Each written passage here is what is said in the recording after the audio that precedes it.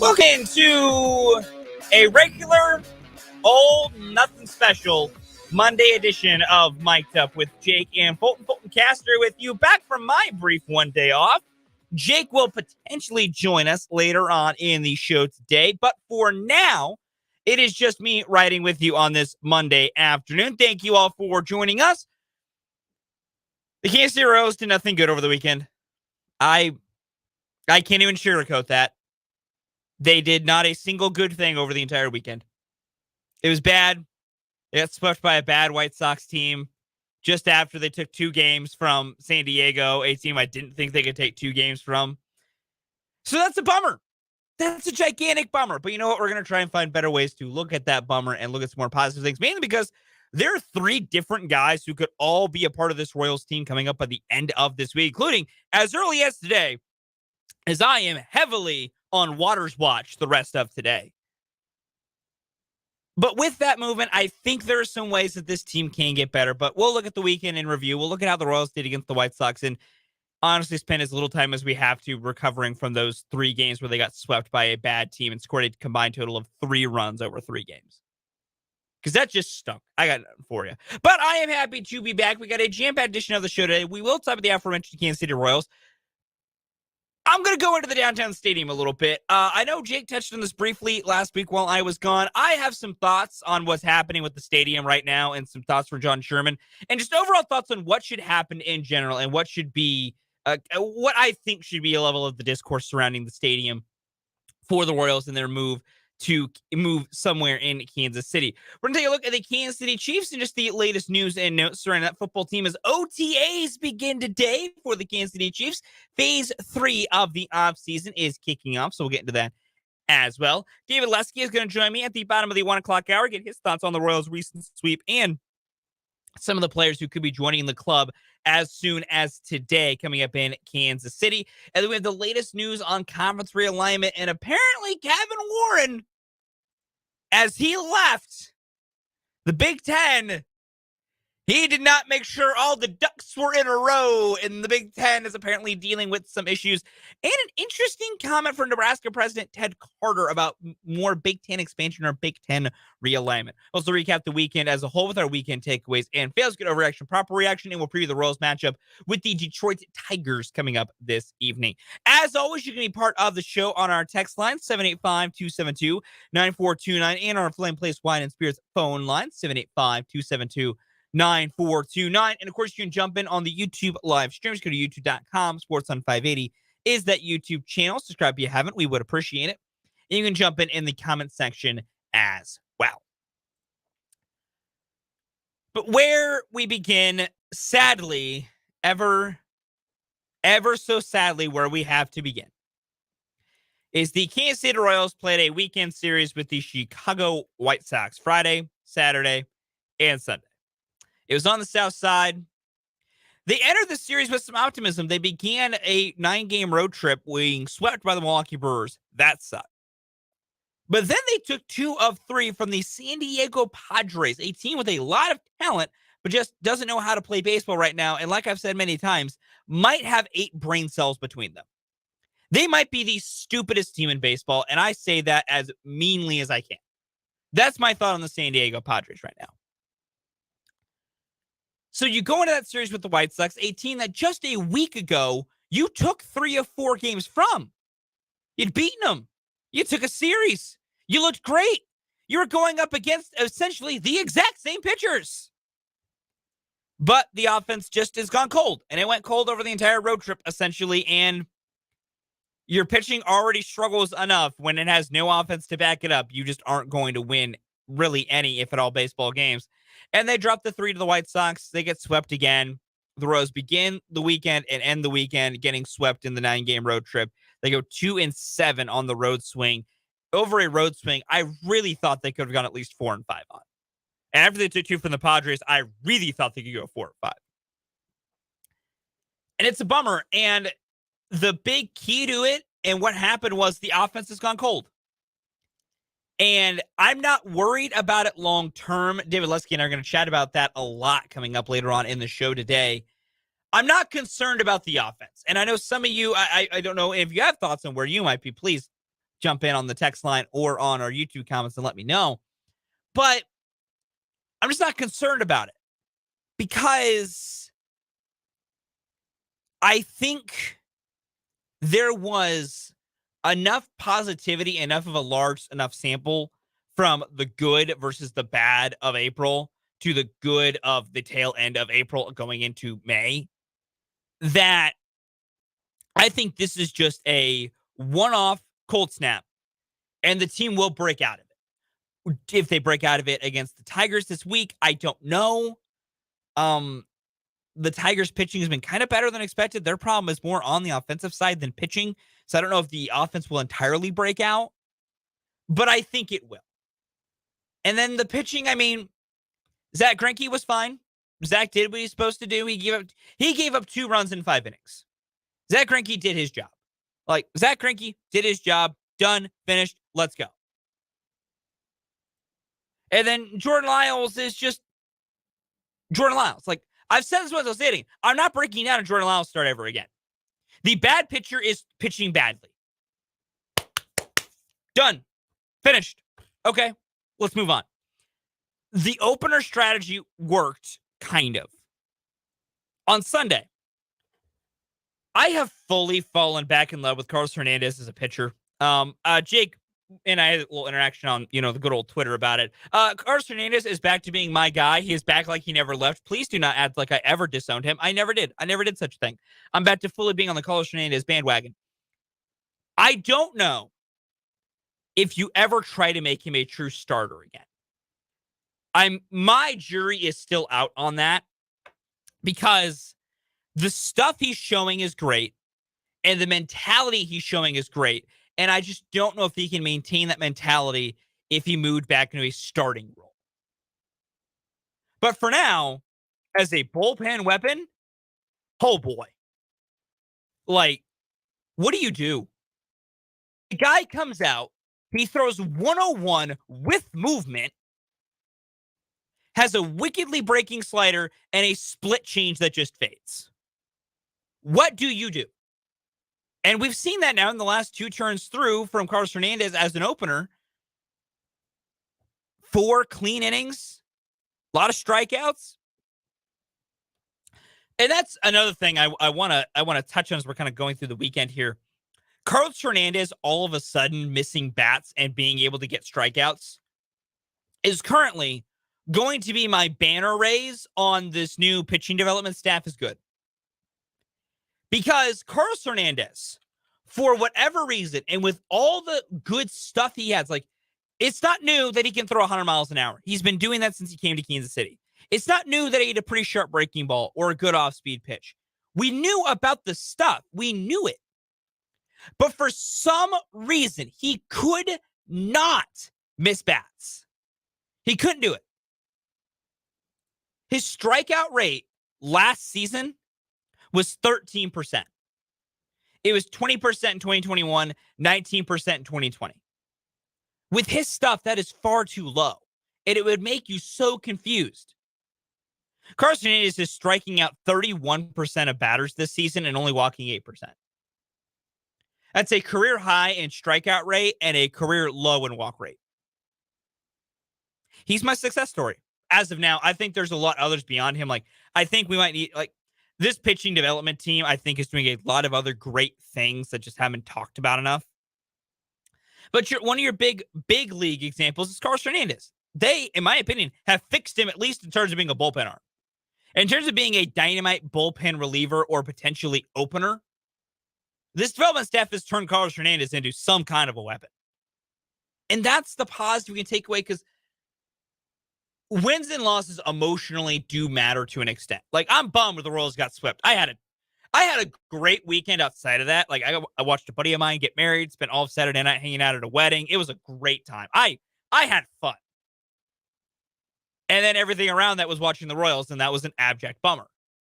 But there were still positive signs. There just wasn't a lot of positive signs on the hitting. Everyone, like, guys are just cold.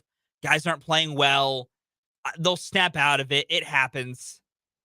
But Carlos Hernandez looking good is a great sign, and it's a positive sign, and it's a big thing going forward for this team that maybe they can do something with Hernandez that can actually make some things make sense and maybe gives them some opportunities for different things that they can do. But that's this weekend, and that's all I'm going to spend on this weekend. The road trip sucked. It was 2-7. It wasn't good. It was a bad swing. The Royals now come home for a 6-game homestand. They have the Tigers for 3 tonight, starting tonight. They don't play all 3 tonight. They do Monday, today, tomorrow, and Wednesday. Thursday, they have an off day, and then they welcome the Washington Nationals to town over the weekend, Friday, Saturday, Sunday. This is another stretch where I think they can get wins and look better and improve. And they did last time they were home, did go on a 5-5 homestand. Now, whether they do that against Detroit and Washington, I don't know. Detroit is 10-7 in their last 17 games. They're starting to figure some things out. The Washington Nationals pitching's been better than expected. That offense is abhorrent. Like, second fewest homers in the majors, abhorrent. The Tigers hitting is better, but like not by much. So I would like to think the pitching can get a little on track and guys can continue their positive vibes and positive swings. Brady Singer will go tonight. I have to hope that he can continue his kind of good run as of late facing this Tigers offense. But who knows? But then we get to the thing I'm most excited about. There are 3 gentlemen who I think by the end of this week, all 3 are on the big league roster. Drew Waters, Nicky Lopez, and Daniel Lynch. Now, when all 3 come up is the sticking point. I think Drew Waters comes up today. We have not had an announcement from the Royals or any rumblings from any of the people close to the team that he has been called up yet. I really, really think he comes up today. He's hitting it really well down in Omaha. He's played a lot of games in a row. The health looks back on track. The swing and the vibes are good. He's hitting the ball well. He looks good from both sides of the plate. I just feel that today is the day Drew Waters is officially brought back. I don't know for sure. That's just my thought. No matter what, I believe Drew Waters comes up this week. I think when Drew Waters comes up, Nate Eaton goes back to Omaha. That's your transactional part of the process. I think Daniel Lynch comes up this week. Now, his when is a bit more nebulous. He could come up as early as tomorrow and make his start because the Royals do need somebody to start tomorrow because they still have their 5th spot in the rotation open, as they now also have their 3rd spot in the rotation open because Brad Keller's on the injured list because Royals pitchers are dropping like flies. I think he could come up tomorrow, and I'll be honest, I think that's what I would do. But the Royals have kind of made it known that they wouldn't mind getting him one more rehab start, and that would be tomorrow. So I'd be surprised if they try to go for an opener, bulk day, the fancy words going all through tomorrow. That being said, if Daniel Lynch does not make his start tomorrow, I think by the end of the week, when that 5th spot comes back around against Washington, I think is how that would work. If my days are all tracked, I think that would be Sunday that he would actually have to pitch. Either way, I think that's when Lynch could come back. So his is like by the end of the week, I mean like literally by the end of the homestand. I do think Lynch makes one of the next 2 starts in this number 5 spot. I think that's when Daniel Lynch comes back up. And then we go to Nicky Lopez. About a month almost removed, he had his appendectomy back on April 30th. It was at basically the end of the Minnesota Twins series. Because we learned from JJ Piccolo when Jake was able to chat with him at up in Kansas City that game they basically played a man down because didn't have time to get anybody up. This about how long Jake and I thought he'd be out. Jake, as someone who's had an appendectomy, knows it can really take forever to get your core strength back. He's been down doing a rehab assignment in Omaha. He looked good in his rehab assignment down in Omaha. I would not be surprised if Nicky Lopez comes up later this week. The corresponding roster moves for Lynch and Lopez, though, are what are fascinating. Now, let's say Daniel Lynch comes up tomorrow. Well, Max Castillo, enjoyed having you here. See you later, buddy. And that's not really fully performance-based, though his outing in Chicago was not great. It's just they need fresh arms, and Daniel Lynch fits that spot. Max Castillo isn't going to pitch for a few days. That's what I think. And then Nicky Lopez, that is going to be the most interesting one for me, is if Nicky Lopez comes back and Drew Waters is up, who gets sent down? Do the Royals keep doing the thing that would frustrate me and send down Michael Garcia and keep Hunter Dozier on this roster and use Nicky Lopez? That would cause me to say some words I can't repeat on these airwaves. Or do they finally make the right decision, bring Nicky Lopez back, and give Hunter Dozier his walking papers? I've been on the belief that I think Hunter Dozier is only here as long as Nicky is down, and then he is gone because Michael Garcia is playing too well to send down. I don't know if that is still the case anymore. I still think he is playing well and should be a long-term guy, but who knows? But that's my thoughts for them in particular, and it's really interesting to me to see what they're trying to do and what will end up happening. But that's the brightest I can give you. I know after a series sweep, it's hard to look for any bright side or any silver lining. I get it. I'm not going to force any of you to think like that. But there are 3 dudes coming up that, I mean, one is just a super utility in Nicky. That's kind of is what it is. But there's 2 dudes coming up you can get legit excited about. I think Drew Waters is back today. I think Daniel Lynch is back in one of these next 2 starts in the number 5 spot. Those are things to legit be excited about and be happy about and see what they can do, both for just the terms of better players on the field and also because it means there's going to be some roster turnover and some bad players might finally get sent away. Who knows? We'll see going forward what it needs to be. We're going to take our first time out here on Mic'd Up. Coming up next, we'll recap the weekend with our weekend takeaways and fails.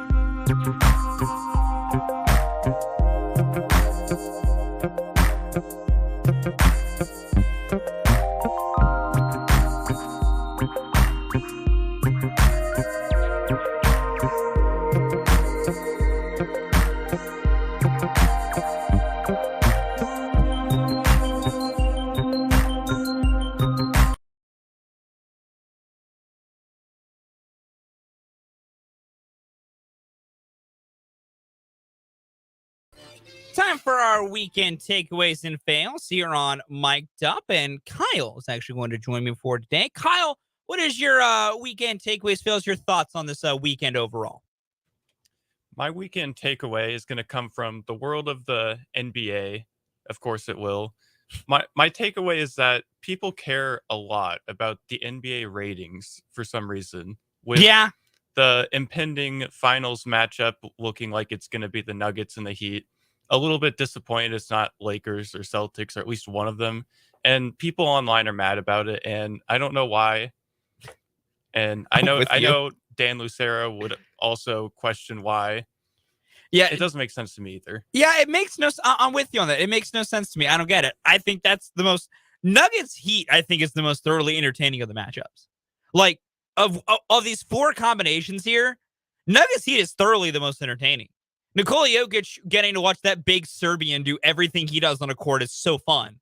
And then my man Jimmy G Buckets, the G stands for gets, getting to lead the Heat as an 8th seed in the NBA Finals. What about that isn't fun to any of you people? What about, like, I've seen a little bit of that discourse, and I'm with you. It makes no, like, one, why do you people care about ratings? They're stupid. People are going to watch no matter what. Like, the NBA Finals ratings aren't going to tank because it's Nuggets Heat. Like, every Nuggets fan in existence will be glued to their TV because it's their first Finals appearance ever. Miami still is a good fan base, and people just want to watch Jimmy Butler play basketball at this point because it's hilarious. Like, it's kind of weird and very strange, but I'm with you. It's an interesting thing to think about over this weekend. For me, it's non-sports. Is my big takeaway of this weekend. I got to spend an entire weekend in Wichita, which was fun in general. But I got to go to a wedding on Saturday. Weddings are fun. Weddings are objectively a very good time. And in the process of this wedding, my buddy Mark, they had a very hilarious first dance song. It's the first time I've ever heard a Flight of the Conchords. If you don't know what that is, look it up. It's a comedy band from New Zealand. That was their first dance song. I started busting out laughing. And then the first song of the damn dance floor was Tub Thumping by Chumbawamba. It was the greatest back-to-back hits of music selection ever. And just set a great vibe. So, I enjoyed myself. I got to take a day off work, but weddings are fun and they're a very nice time. And I will, I'm so happy to see that my friend got married and got to enjoy himself. But yeah, weddings are fun. That's my big takeaway of the weekend. Weddings are a good time, and never be afraid if you have a wedding in your life, or give advice to people with weddings in their lives. Have fun music selections. Don't take yourself too seriously. Turn it into just a weird event. Overall, just a great time. We will take a timeout here coming up on Mic'd Up. When we come back, I have some thoughts on the Royals Stadium and the Royals as a whole and what is going on with this team right now, and some thoughts about the team and just what the stretch they're going through right now. We'll come up with that back and more. Go next year on Mic'd Up.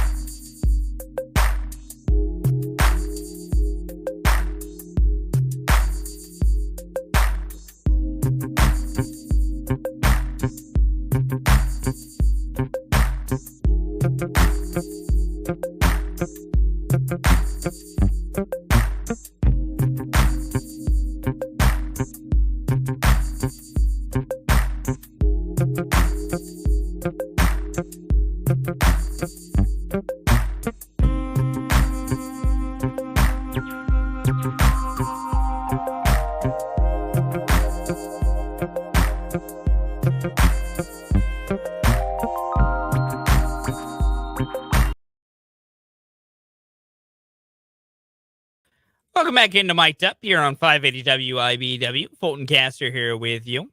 A couple of bits of just random news and notes I want to get to before we move on to the Royals and some thoughts I might have on their stadium situation.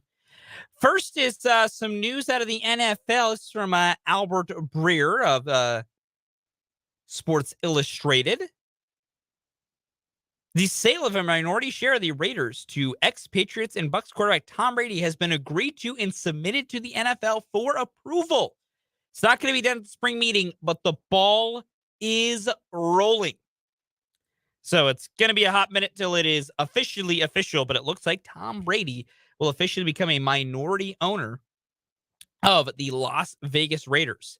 So Sports Bureau does point out that Brady is already in business with Vegas owner Mark Davis, as Brady's part of the WNBA Las Vegas Aces ownership group. So Brady going to get a little piece of that. Very, very interesting. Not surprising. Brady was trying to buy part of the Miami Dolphins and also play quarterback for them. So not surprised he's just going to buy the Raiders instead. And hey, Raiders fans, maybe he'll try and come out and play quarterback for you. I don't know if that's better or worse than Jimmy Garoppolo. I'll let you decide. And then there's this out of college basketball from Jeff Goodman of CBS Sports.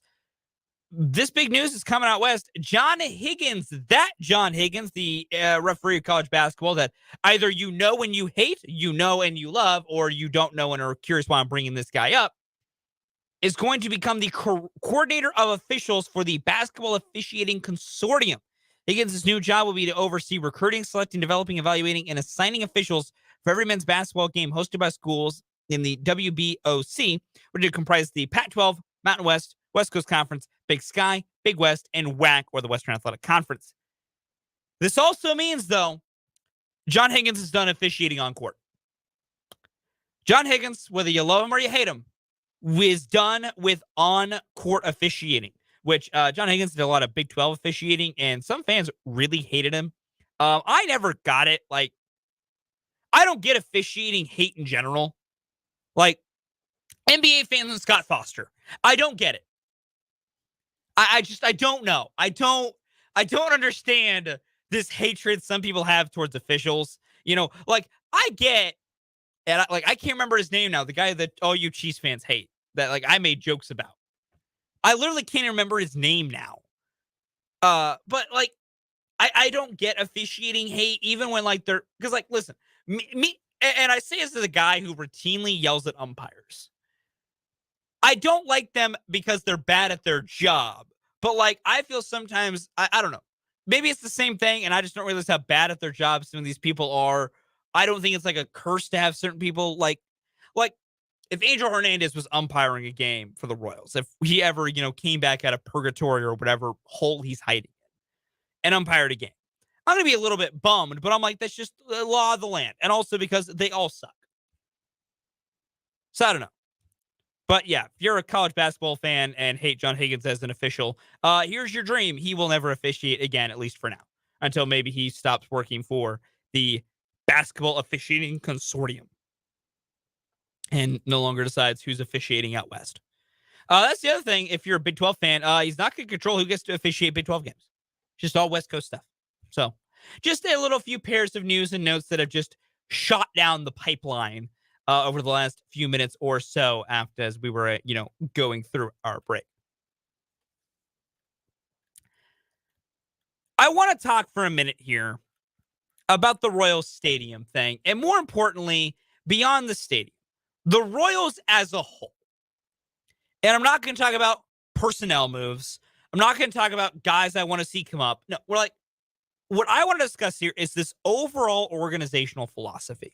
Because I think the overall organizational philosophy and the long-term outlook of the Royals ties hand in hand with this stadium thing. So, reports came out late last week, and there were some different parts, and I'm not going to get into the nitty-gritty details. You've heard them before. That the Royals, in addition to looking at downtown Kansas City sites and some of those things, had been in talks, apparently, that they were starting to talk to some North Kansas City sites in neighboring counties, not just Jackson County. Which, kind of led to a little bit of a hubbub of, oh, what's going on? Like, oh, are the Royals not even going to stay in Jackson County? Or are they going to switch to a different county? Or are they going to move somewhere else? And all these different thoughts, which, led to some back and forth from different, semi-political leaders. And, Quentin Lucas, mayor of Kansas City, who's just a great guy overall, got involved and basically said, I'm not going to get involved in an intrastate battle.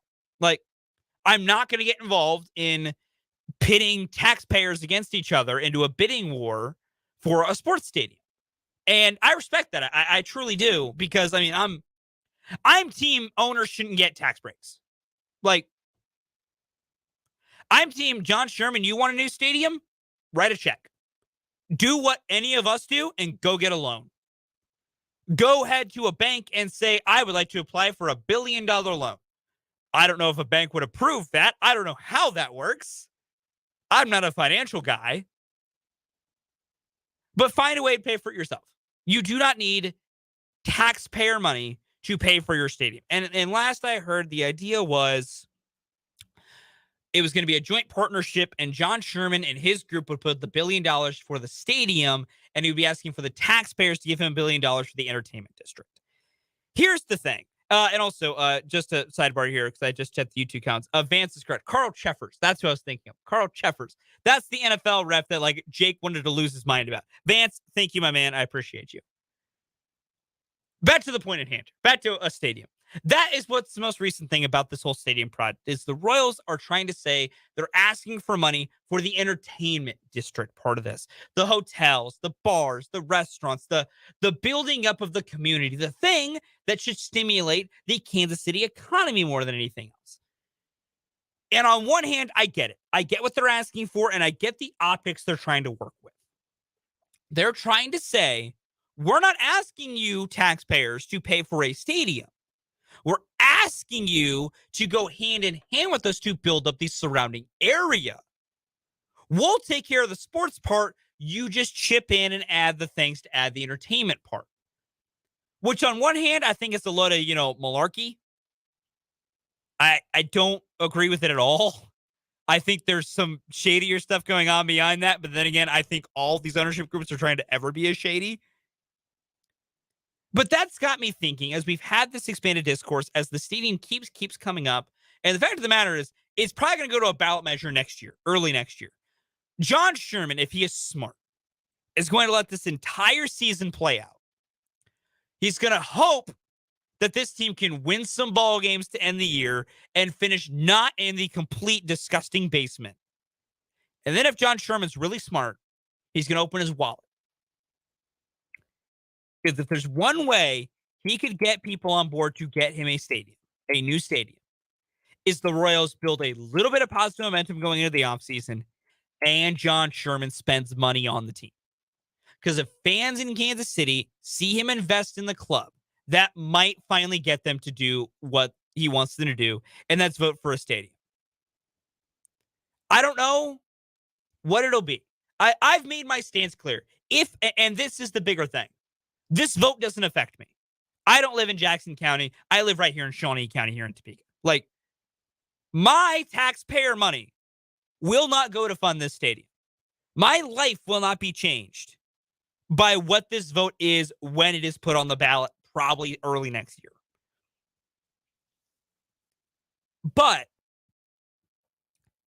I think its premise is what is important to always discuss. I'm not going to tell Jackson County people to vote. If they want to vote yes, and if you all want to vote yes, if any of you are listening, if you or they want to vote yes, do it. It's your money. I'm not going to tell you to spend your money. It's your county. Do what you want to do. Make your voices heard. It's the great piece of politics in the way you try to run this country, is let your voice be heard. But also, I don't think it's crazy to demand John Sherman do something, and that's where I want to go to the Royals as a whole, as an organizational vision. I think it's tough sometimes to see where the Royals are at and think this organization's either moving in the right way or that it's being invested in. And I want to try and preface before I go a little deeper here with the entire thing of, y'all know me at this point. I have a very unhealthy relationship with this baseball team. Y'all know me. You know where I'm coming from. So there's a layer to me that always is going to lean on the optimistic side of what this team is doing. But I'm also not blind. I'm not blind that they're a billion games under 500, that they're 20 games under 500 before Memorial Day again. For the third time in franchise history, they're 20 games under 500 before Memorial Day. That sucks. That's brutal, and it's downright unacceptable. It's unacceptable for a major league team. I'm with everyone on that. I want to make that very clear. I'm not satisfied or tolerating what's happening right now. But if you look at the big picture, I think there's been some good and there's been some bad. It's on both sides here. The good is John Sherman, in the first real chance to start making some change, pulled the trigger. He took over in a very weird spot. And I get what he was doing, letting Matheny and company and even Dayton Moore stick around as long as they did. I wish he would have pulled the trigger a little bit sooner, but I can see what he was doing. I really do. I get what he was doing. But the first real chance he got to say, we need to change and make a change in how this organization moves, he did it. He fired Matheny. Eldred went away. Dayton Moore went away. He made the change. We can go back and forth on JJ Picollo all we want. We really can. I'm of the belief that I'm still going to give him a chance because he didn't get to do anything he wanted under Dayton Moore. This is his first actual year being a GM. And thus far, it's mixed bag, but it's a mixed bag that I'm still happier with than anything Dayton Moore really had done post World Series. That it was time. So I'm willing to give that a chance. And I liked the hiring of Matt Quatraro. I still like it. You know, there's been some times where he's done some things that are baffling, but he's also a first-year manager learning on the job. I think he was the right kind of guy to bring in, and I think the way the organization is shifting to their data-driven approach is the right way to move in 2023. In the year we live in the way sports and baseball specifically are advancing, they made the right moves there. This pitching development system, I think, is in the right place. I think there's been so many good advancements with the younger pitchers that I think we are seeing some positive development there. And the hitting developments look nice as well. Those sides of things, I think you need to look at this organization and go, there's been some positive steps. I'm not saying they're gigantic leaps forward. I'm not saying they could not be moves that are to be improved upon. They could be.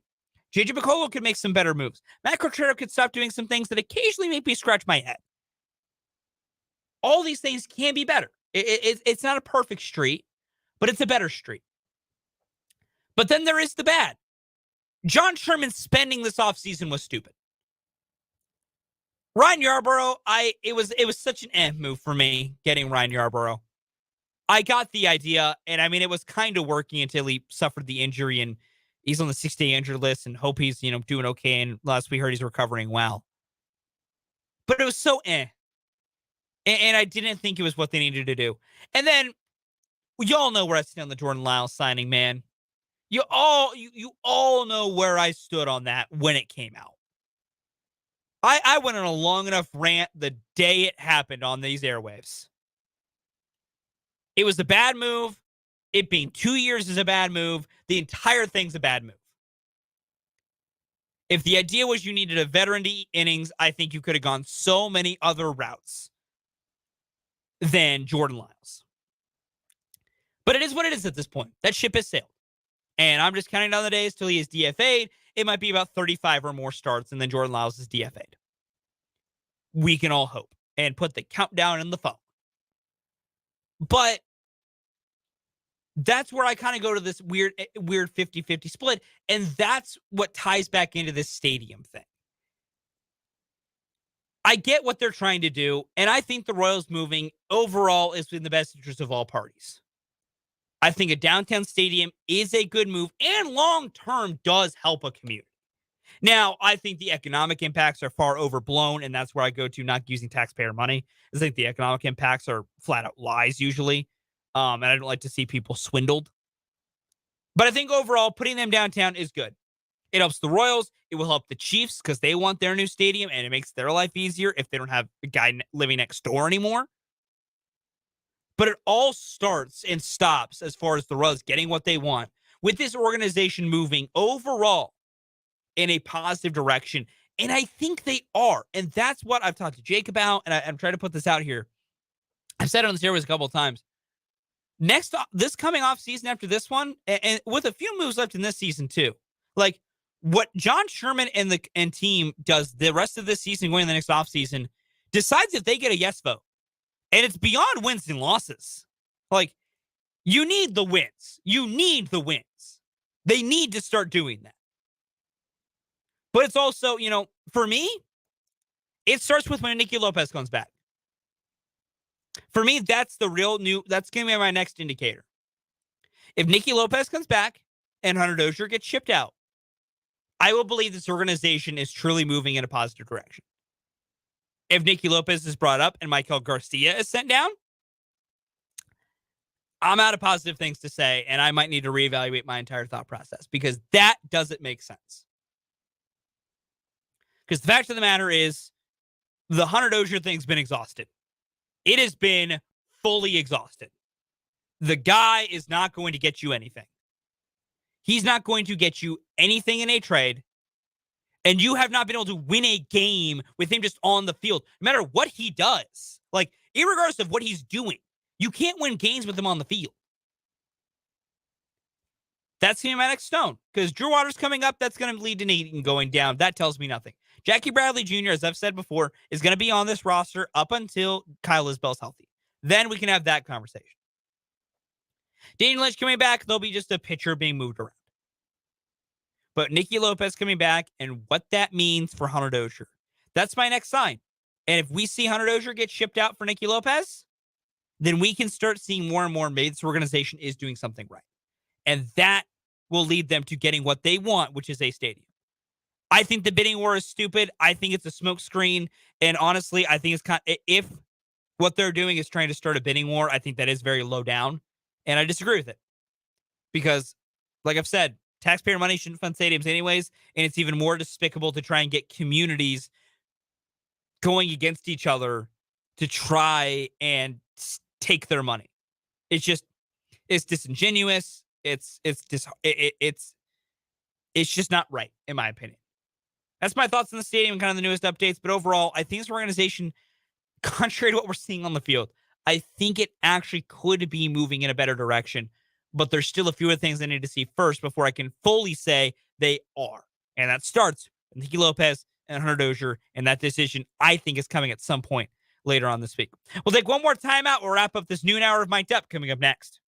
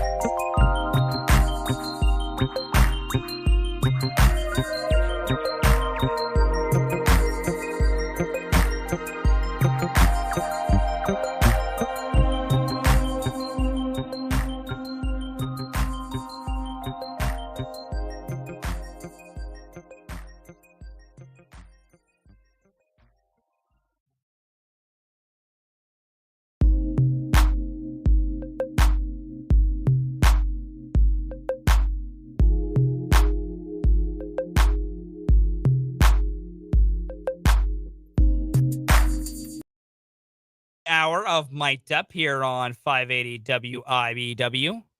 The PGA Championship was held over the weekend at Oak Hill in Rochester, New York. Brooks Koepka, he did it. He finally hung on and won yet another major championship. Koepka at 9 under wins the PGA Championship, his first victory in a hot minute, and his first just fourth round under par at a tournament in a hot minute. Koepka had some issues finishing, but he does it. He gets the victory at 9 under. It was overall just a great weekend of golf. Jake thought it was going to be a really low scoring weekend, and then he was kind of wrong about it. It started off low scoring, and then really the conditions got a lot better as time went. Brooks Koepka at 9 under finishes first. Victor Hovland, Scotty Scheffler were 2 shots off the lead with 7 unders, and then there's kind of a bigger gap with DeChambeau, Kurt Kitayama, Cam Davison, and the like. But where I want to go above all else, Michael Block, a guy that some of you are just now hearing this name for the first time. He is a 46 club pro in New York. Like, just a club pro doing his thing, teaching golf lessons. That's all he's doing. He finished tied for 15th at the PGA Championship with a 1 over. Shot par. I mean, was playing so well. Shot par the first 3 rounds and then finished 1 over on the final day. He won $288,000 was his purse. That is life-changing money for him, and it's awesome and amazing. And speaking of that, here's what Michael Block had to just some of his comments after the PGA Championship on Sunday. As I attempt to get audio to cooperate. You love when technology doesn't work for you. It is the absolute best. You know, technical difficulties are the absolute bane of my existence when it comes to live radio. We will attempt to hear what Michael Block had to say as I try to get some of the gremlins kinked out of the system and get them to work around a little bit here. It is never the easiest to work with the gremlins being in the system. I guess they do not enjoy fantastic stories as much as I do when it comes to some of these things.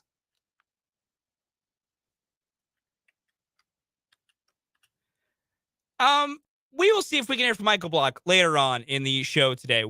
That's just unfortunate. We will see if we can work those kinks out over the next few breaks and see what's going on with that situation. But nonetheless, audio aside, gremlins aside, gremlins in the system, mucking up the program aside, it was just cool to see. It's always great to see those kind of events and kinds of moments in sports. They're great. And it's the subject of our list today. Everyone loves the list today. Just memorable performances from just unknown guys in sports. People that all of a sudden did something great or something impressive that made you go, man, I've never heard of this guy before, but am I happy he had a performance? That'll be our list today. That'll do it for the noon hour of Mike Dip. We got the 1 o'clock hour of the show coming up next year on 580 WIBW.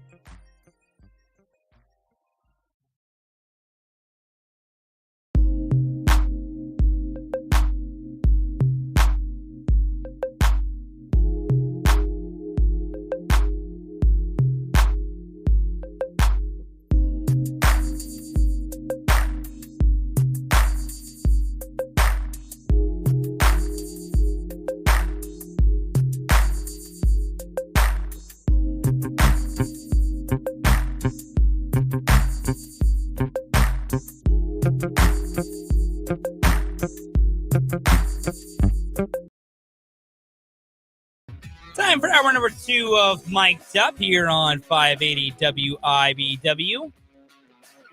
Fulton Caster here with you. I thank you all for joining me on this lovely Monday afternoon. Having to deal with the fact the Royals got swept over the weekend by a bad Chicago White Sox team. Not fun. Not at all. But we are going to have more fun than what the Royals had coming up on the rest of today's show. Coming up here in the 1 o'clock hour of the program, we'll look at the Kansas City Chiefs and would they be in the market for a wide receiver? And more importantly, some other NFL news and notes as another interesting role in the NFL has just been announced that it has passed as well. So there's going to be an interesting NFL rule change coming for this season, coming up for all 32 NFL teams. Just the latest news and notes with the Chiefs. Anthem is going around on the latest rounds of NFL meetings going on today. Dave Lesky is going to join me at the bottom of the hour to chat all things Royals, get his thoughts on the series with the White Sox and what the team should do moving forward, and whether he thinks the Royals will bring any one of their trio of players on the injured list back up coming up this week. We also have Everyone Loves the List, best out of nowhere player performances. Guys you weren't expecting to really do anything, then all of a sudden they just popped off and just had themselves a great and fantastic game. We will talk about that on today's list as well. As always, you can join in on the show on our text line, 785-272-9429. Also on the Flame Place Wine and Spirits phone line, 785-272-9429.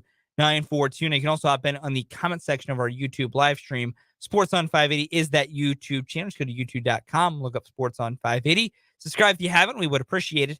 And then you can jump in the live comment section as well.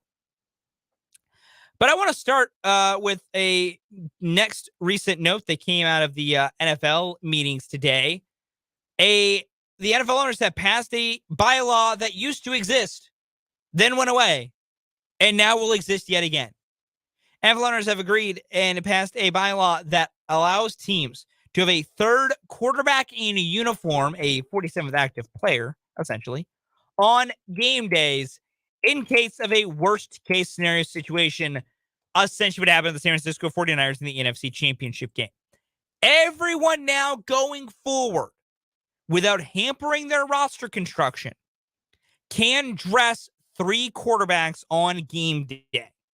Now, for a while, this was a rule. Like, this was the rule. It was the emergency quarterback, essentially. And it was, an ability to have a quarterback on your roster, or at least a guy on game days who would be the third quarterback, but wouldn't count against your, active guy limit.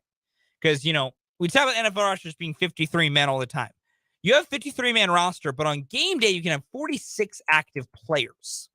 So on game day, 7 guys are inactive. And normally, if you even carry a third quarterback, that quarterback is often inactive because you don't want to, potentially, if you're never going to use him, why waste a potential roster spot on him? Well, you do that because sometimes things go really, really, really bad. Like the San Francisco 49ers in the NFC Championship game, when Brock Purdy's elbow gets screwed up, and then Josh Johnson comes in, and then he gets hurt, and you're down 2 quarterbacks, and then you go to the rest of the game to where you're basically just doing nothing but running the football because Brock Purdy can't throw. The NFL has now approved a bylaw to try to make those situations not ever happen again, as they'll be able to dress a third quarterback with no other issues, and that'll be easy for them going forward. I'm not surprised this one passed. It makes just far too much sense for the owners to do that. This is an update to the rule. This is an important piece of the rule. The third quarterback can only be used if the first 2 quarterbacks are out of the game due to injury. The third quarterback is ineligible to play because the team is benching quarterback 1 or quarterback 2 due to performance or conduct. Which is, fair. You can't, like for the Chiefs, they cannot have Shane Buechele as the third quarterback, and you couldn't bring him on if Mahomes couldn't play the rest of the game and then Blaine Gabbert started point shaving. Like, you couldn't do it. Couldn't do it. You would only be able to bring on Buechele if then Gabbert got hurt. I don't want to put this bad juju in the world. That's why I glossed over the real bad juju part of it. But that's how this would work. And I get it, and it makes sense, and I'm all for it. I think this is a very easy, no-brainer decision for the NFL owners, and I'm very not surprised that they made this decision. Another rule that was being proposed on, and once again has been shot down for some reason by the NFL owners. The Philadelphia Eagles had a proposal to give, instead of an onside kick, allow teams an option for a 4th and 20 to try and convert to get the ball back for an onside kick. The motion, yet again, failed, as NFL owners still want to just, and, competition committee and what have you, still are cool with just the onside kick option. I don't know what the proper solution is. I truly don't. And I want to preface with that. I don't know what the right call is. What I do know is the current system and the current way the onside kick is set up is not the right system. Because as I've always tried to view this, you have to view the comeback, the onside kick, things like that. You need to try and view it through a neutral lens. Through a lens of a fan with no stake in the game that's happening is my opinion the best way to view it. Because, like, let's use the Chiefs for an example here. Jake and I've talked about it. Jake, wouldn't necessarily want to make getting the ball back for onsides easier Because he's like, well, I mean, the Chiefs are up up high in the fourth quarter more often than not. He doesn't want to, he doesn't want that door to be open too long for a team to come back and pull off the surprise victory. And I think it's a valid point. But think about this as I've always said, think about it from a neutral, objective standpoint. What do NFL fans and football fans in general love more than anything else when a game is close and late? A team with a chance to drive and tie the game late or take the lead late. They love the late game heroics. You love being able to, if a team's down by 2 scores with 3 minutes to go, nothing's crazier than, oh man, this scored with barely less than 2 minutes to go. If they can get this onside kick, well, now can they execute a quick enough 2-minute drill and get down there and get the score? I kind of put it together. KU and Arkansas in the Liberty Bowl is a weird, good comparison point to this. KU looked cooked. Their goose looked cooked. But they score late. They somehow get an onside kick that to this day is insane. And they score again and they go to OT. It was crazy. It was exciting. It made a lot of people who just like college football but do not care or have a vested interest in Kansas or Arkansas care and want to watch the game and enjoy the game. The same principle applies to the NFL. And that's where I go to. I wish we could come up with something to fix the onside kick. I don't know. Like I said, I don't know if the answer is like a 4th and 20 and it's an actual play. And it's just an untimed down. I don't know if that's the solution. I mean, I don't know if it's finding a way to rebalance the actual kick of the onside kick to increase the conversion chance. Because the way they've changed some things lately, it makes the conversion chance so slim and so difficult and things like that. So I wonder what the decision will be and what the right call ends up needing to be. Because something has to be. It doesn't have to be, but I think should be. Because, I mean, in short, the other answer to the problem is just play better for a majority of the game and you don't need to worry about an onside kick. But I think from an entertainment perspective, from a product perspective, which is where the NFL always is, it's always a product perspective. They need to maybe find a way to give a more likely chance, hunting for the right word here, kind of give a better chance for games to be competitive for the long run. For make it make sense that a team could be down 14 late, score with, 2 minutes to go, and have a realistic chance to get the ball back. When it's the case of, you have the 3 timeouts, and if you get a stop, you get the ball back. That's one thing. But, what if you don't have the timeouts? What if, the other team, there's all these other questions that could just be answered by, you give it a better chance and a more real. I'm not asking for, it to favor the offense to get the ball back. I think it should not necessarily favor the offense to get the ball back, but it should not be as dire to try and get possession back in these late game scenarios. So those are the 2 big news and notes to come out of the meetings happening right now today for the NFL owners. They're, spring meetings essentially that they're having as we're moving into this next phase of the NFL. As I discussed a little bit at the top of the show, OTAs begin today for the Kansas City Chiefs. The organized team activities are beginning today for the Chiefs. Different players have already shown up. They're going to start running through some things.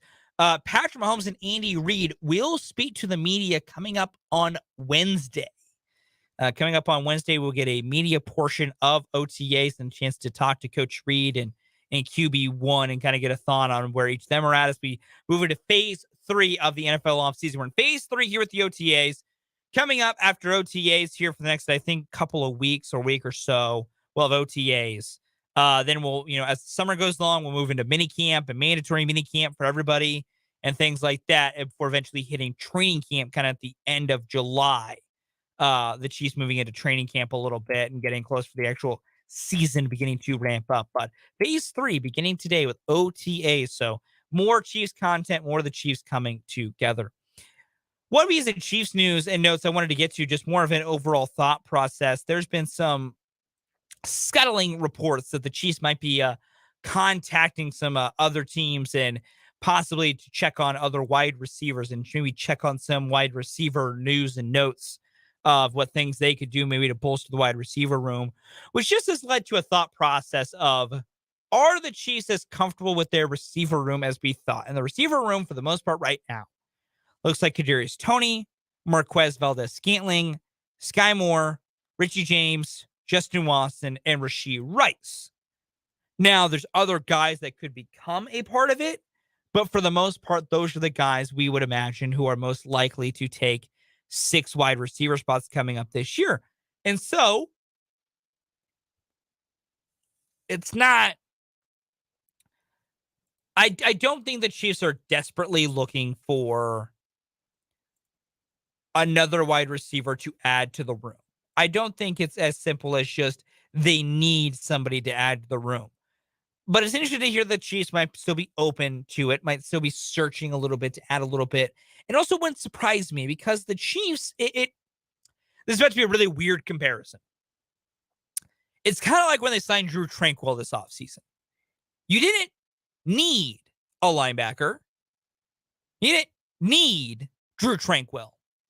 But a guy of his talent and his skill level still being available to bolster depth at a position that's a little thin was too much to pass up.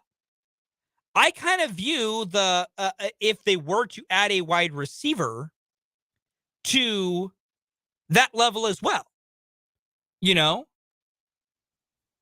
I don't think they need or are desperately trying to find or, doing their best to add another wide receiver. I think if there is one, they'll take it.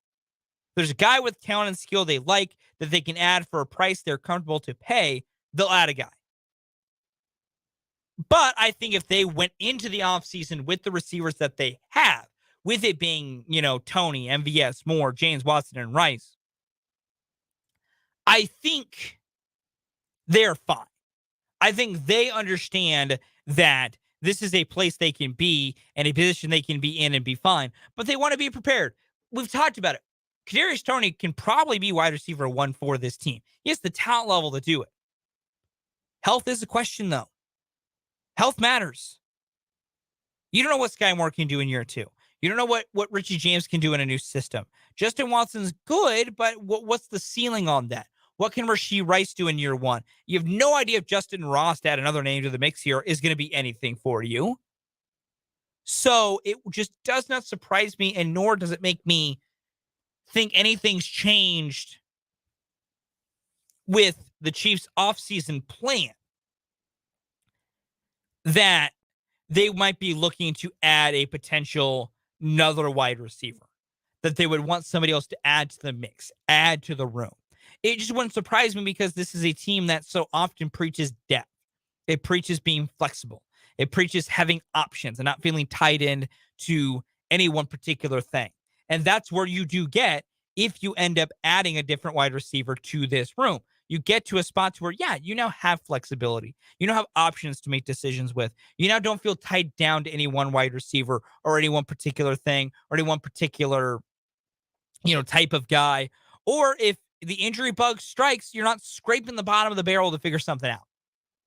That, I think, is the most important thing above all of this, is that the Chiefs don't want to be scraping the bare bones of what they have to make sure that they have what they need to be competitive.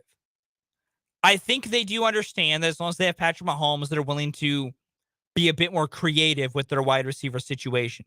I understand that Mahomes can make every wide receiver better. That's beyond a shadow of a doubt.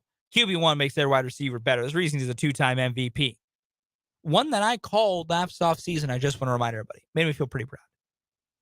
It was easy, but still fun. And that's what it is. And so when I hear reports about the Chiefs looking for a wide receiver, maybe in a market for one, it just screams to me that they're kicking the tires, which is what I want an organization to do of a team that I follow. Kick the tires, be thinking, be trying to make other decisions. Try to just always stay in front of things. Don't be reactive, be proactive. And that's where I think the Chiefs are with the wide receiver situation right now. We'll take a time out here on Mike Up. Coming up next, time for Everyone Loves the List.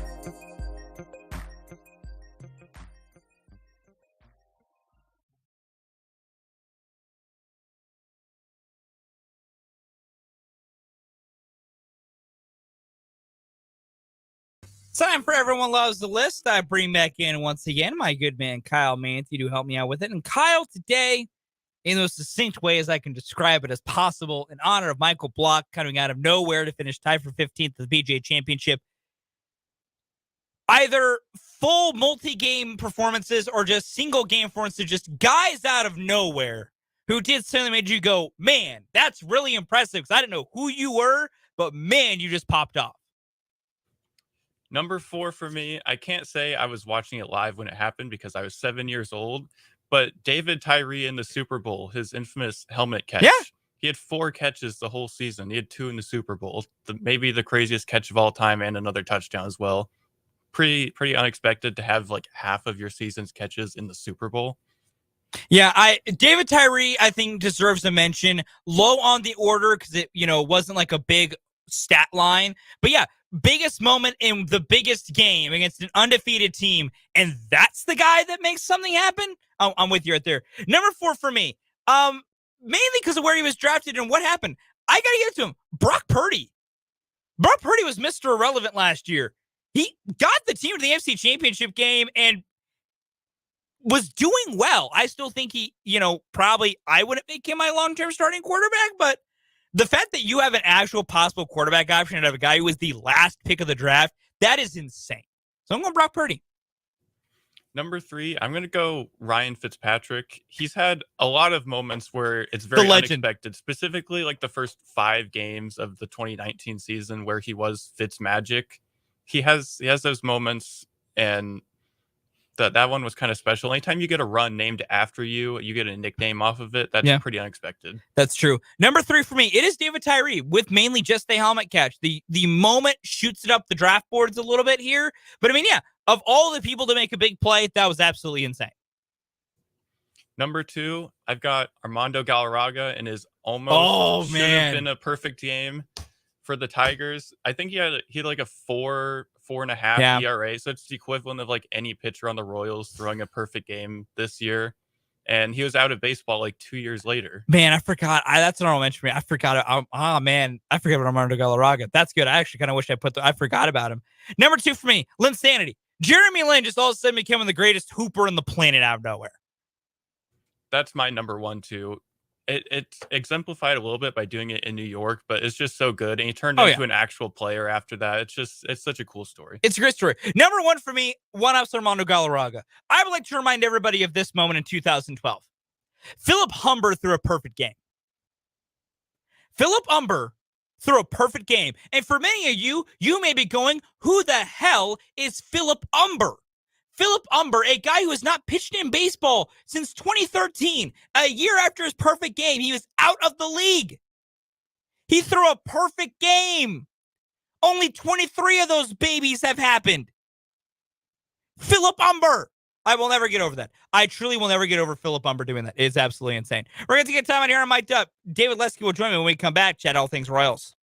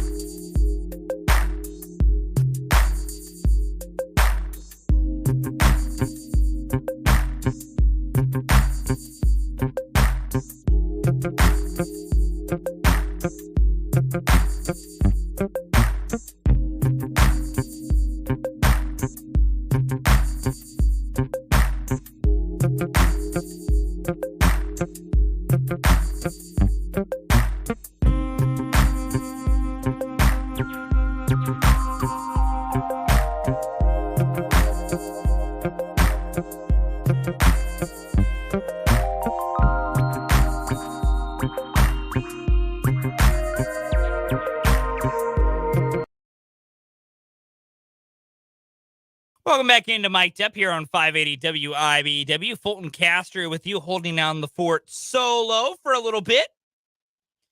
Jake will potentially be with us in the 2 o'clock hour. He's wrapping up some business. But for now, it is just me. And right now, I bring in our good friend, David Leski of Inside the Crown. Just Google Inside the Crown. Fantastic newsletter on Substack. Jumped right into your email box every morning that he puts them together. It is fantastic every time. And Dave, where we're going to start, we're not starting with the Royals. We're starting with something a lot more out there because the Royals made me too sad this weekend by being swept by the White Sox.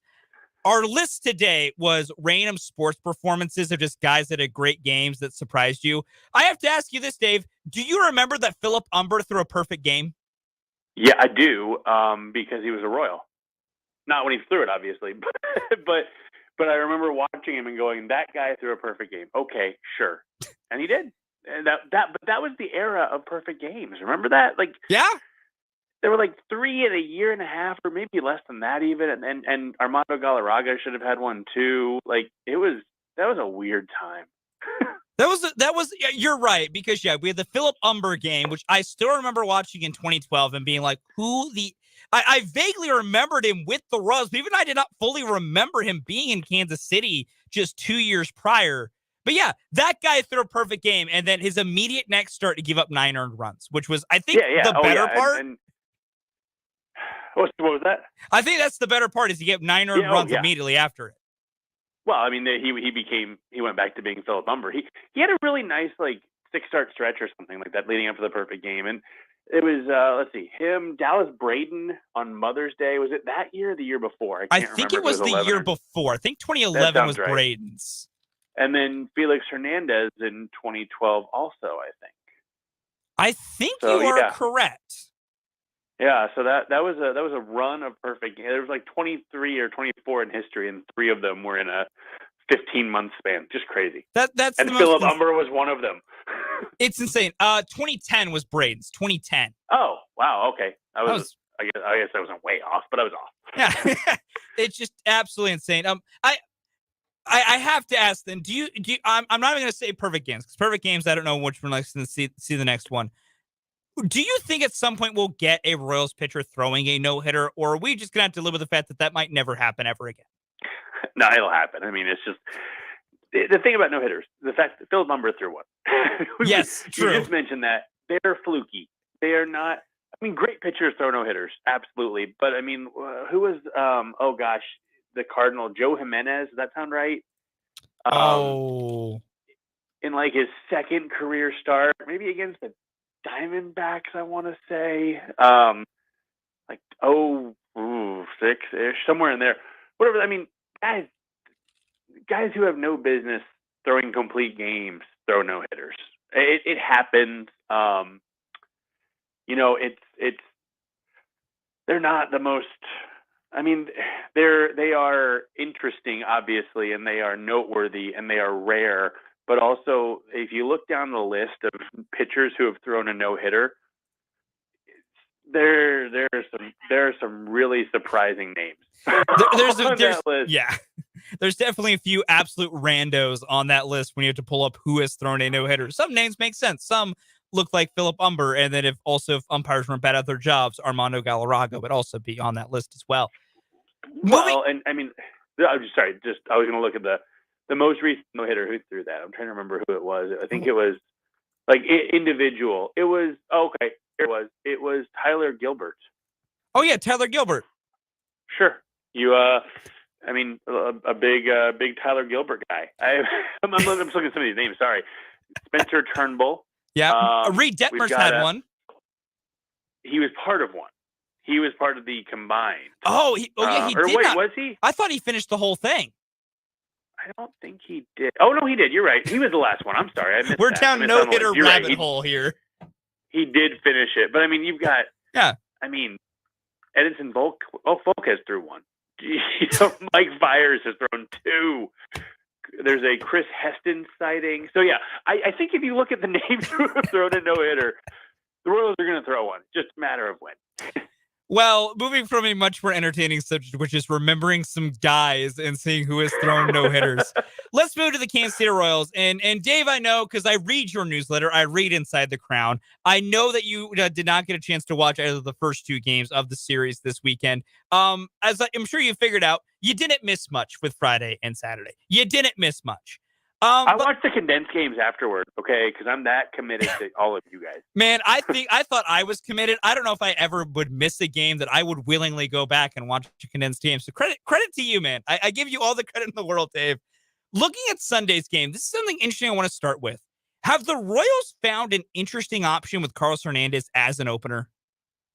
Yeah, yes. The answer is yes. I think that they found an interesting option, period, in Carlos Hernandez. And I think it's really encouraging for the new coaching staff to take a guy like him who has clearly like high octane stuff that's just never played well. It really hasn't. I mean, he's never gotten he had like a 25% strikeout rate in A-ball in 2018 or 19. Like that's the only time he's been above 25%, I believe, in his professional career.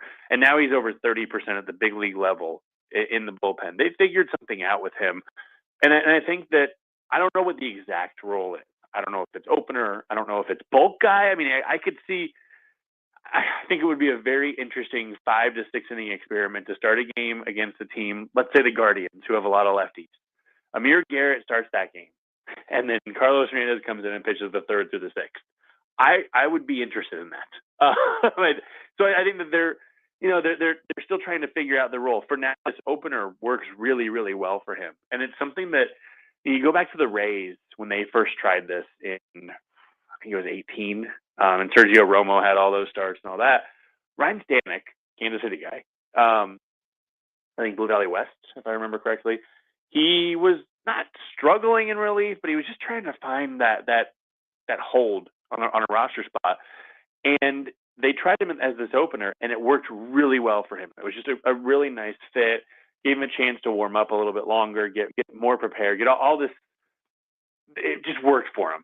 And then his career kind of took off, and I honestly don't even know how he's doing this year, but he's had some really nice seasons with the Astros and the Rays, and I think it might have been the Marlins for a little bit. It doesn't matter. The point is, I could see Carlos Hernandez taking off from this, similar to the way Stanek did a few years ago. So, yeah, it's interesting. There are a lot of people who were like, if he threw the first 2, why can't he throw the next 4? He started before. He's a big guy. He could definitely throw 100 pitches. He's not built up for that right now. The issue with Hernandez is not the arm sometimes. And I know for a fact the Royals, it's the 4 days in between starts that they're worried about. and not knowing when you're going to pitch, having the uncertainty of being a reliever, and being able to air it out for 15 to 30 pitches, I think is what fits for him right now. But yeah, it looks like they found something. So for Carlos Hernandez, I guess kind of long term, do you think that bullpen just is where he should be, or do you think there is a path, and more importantly, do you think the Royals try a path to where maybe they try to make him a starter again, or it's just this is where he should be? We need to stop being so tantalized by what his potential could be if you could do this in a starter's role and just be he's a bullpen guy. He's really good at doing that. He just needs to stay here. That's a great question because I don't think that they will close the door on him starting just yet. Because again, he has the build. He's done it. I mean, he's been successful as a starter. He was really solid in 2021 as a starting pitcher. And you wonder, can he have that kind of bump? I mean, we think about Zach Greinke in 2007 when he was a reliever for most of the year and came out of and started getting back into the rotation toward July, August, somewhere in there, and really took what he learned in the bullpen and became a strikeout guy, and it worked for him, obviously. I mean, he's headed to the Hall of Fame at some point in the next few years. So I think that there is a chance that they give that a shot. I think that right now it's about getting him confidence and letting him have success and building in that part of his development. I don't know. I don't know if they go back to that. And the other thing we have to think about, there's a lot of people. I see a lot of people wondering why Matt Duffy isn't playing more. He's a great example. Do you think he's successful because he's playing the perfect amount? And if he played more, he'd get exposed? Maybe. And it's kind of the same thing with Carlos Hernandez, because if you say you're on a 105 pitch count, let's say, does he throw 96 instead of 99? And does 96 work as well as 99? Because maybe his stuff, when it backs off even just a little bit, doesn't play. Maybe that's part of the problem that he's had. And knowing that he's going to be done after 25 pitches allows him to just completely air it out and just be nasty. So there are a lot of questions, and they're not going to know until they try a little bit, which is kind of why I want to see him in the bulk role as well, because that stretches him out. That stretches him to 60, 65, 70 pitches, and I think you can get some answers from that. But also, like I said, right now, I think it's about the mental game, and I think that I think they're gonna stick with this for a little while, at least until they feel like he's got a handle on it, and then they can maybe try some other things with him. Sticking with the rotation as a whole concept here, there's 3 guys coming up, or at least that I think could all be back with this team coming up this week at some point in varying spots of this week. And one of those guys is I think Daniel Lynch is ready to be set at some point coming back to this team. First things first, when do you think Daniel Lynch will be back? And moreover, do you think he slots into one of those rotation spots? And then does that other spot just be Carlos Hernandez, the opener, until they feel like they want to try something new? So they keep saying Lynch is going to get another rehab start. They also don't have a starter for tomorrow, and I believe. Well, when did Lynch throw? I believe tomorrow would be Lynch's scheduled day, even if it was a rehab start. I believe so. Okay. It's also Austin Cox would be on 4 days rest tomorrow as well. So he's an interesting name to look for tomorrow's start. I would tend to believe that Lynch will make that rehab start, because I've heard Matt Quatraro say that in multiple places. He said it in post games. He said it on MLB Network Radio yesterday. Things can change for sure. I would just lean toward him starting in Omaha one more time. So my guess is Lynch comes back next weekend. I think he will be a starter. I also think, I mentioned Garrett and Hernandez. I think it would be very interesting to have Hernandez open for Lynch, because I think Daniel Lynch could use an opener. I don't think it would be the worst thing for him to start his outing against the bottom of the order and then go 6 innings. I mean, you could be looking at 7 or 8 innings from those two. And that's the reason I keep saying Garrett and Hernandez and Lynch. I really like having opposite looks. I didn't love yesterday's idea of Hernandez then going to Max Castillo, not because Castillo and Hernandez have similar stuff, but they have similar pitches. Because you've got Hernandez going out there going fastball slider, and then out comes Castillo going fastball slider. There's still value in it, but I love the idea of being able to just completely flip what a team is looking at. Not just left-right, but also pitch mix. And so I think that would be really interesting if they had Lynch with Hernandez. Problem, they have 2 open spots in the rotation. So I would anticipate Lynch as part of the rotation. I think down the road it might be interesting. David Lesky is my guest here on Mic'd Up. Just Inside the Crown newsletters. Google it. Find Inside the Crown Substack. Subscribe. It's a fantastic newsletter delivered right into your email inbox. You can follow David on Twitter at DBLesky. Joining me on the Fleming Place Wine and Spirits phone line. Moving to the offense here a little bit, Dave. They went cold over this road trip where they went 2-7. They scored 3 runs in 3 games against the White Sox. Is this just the offense going through a cold snap and they'll break out of it, or is there a bigger thing to be worried about? I mean, there are when you score three runs in 3 games, there's things to be worried about. I think that they're a flawed offense. I mean, Bobby Witt at the top doesn't work right now. Vinny Pasquantino is slumping. That he's your best hitter. When your best hitter slumps, you're probably not going to score as many runs. It's pretty easy formula there. He'll break out of it. No, I'm not worried about that.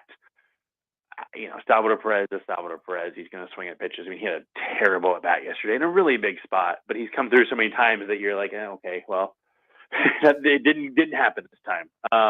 That's just kind of what you get with Salvador Perez. So up and down the lineup, there's not a single hitter you look at except for Vinny Pasquantino who you go, I don't see a flaw in his offensive game.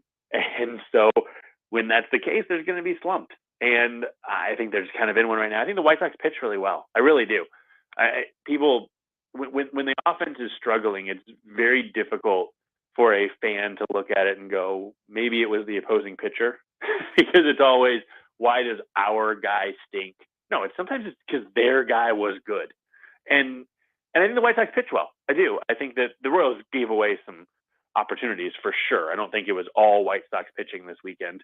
But I think that what's more encouraging now than it was early in the year is I feel like the approach is still good. I don't think that they are wildly swinging in general. There are moments they do for sure. But I think that they're still putting together generally pretty good bats.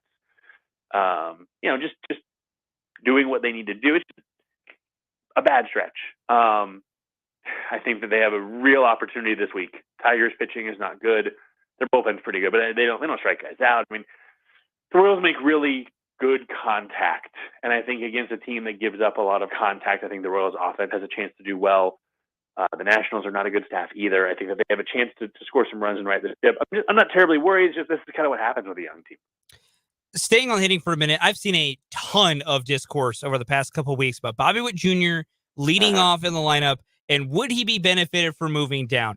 I'm of a believer, and this is where I go on lineup construction. I don't know how much a guy is benefited by not batting leadoff when he might only bat leadoff one time a game, being number 1 in the order. Do you think there would be a benefit to Bobby Witt Jr., a tangible benefit to him, shifting him down in the order, or does he just have things to fix in his swing, and he will have to fix that regardless of where he's heading? I think Witt hitting leadoff hurts the team more than it hurts Witt. So if you're looking for wins, Bobby Witt Jr. should not hit first. I don't think the Royals especially care if they win this year, which fans hate. But it's also the same thing that a lot of fans wanted of, hey, get a high draft pick. The only way that it's hurting Bobby Witt Jr. is if it's impacting him mentally, which we have no way of knowing.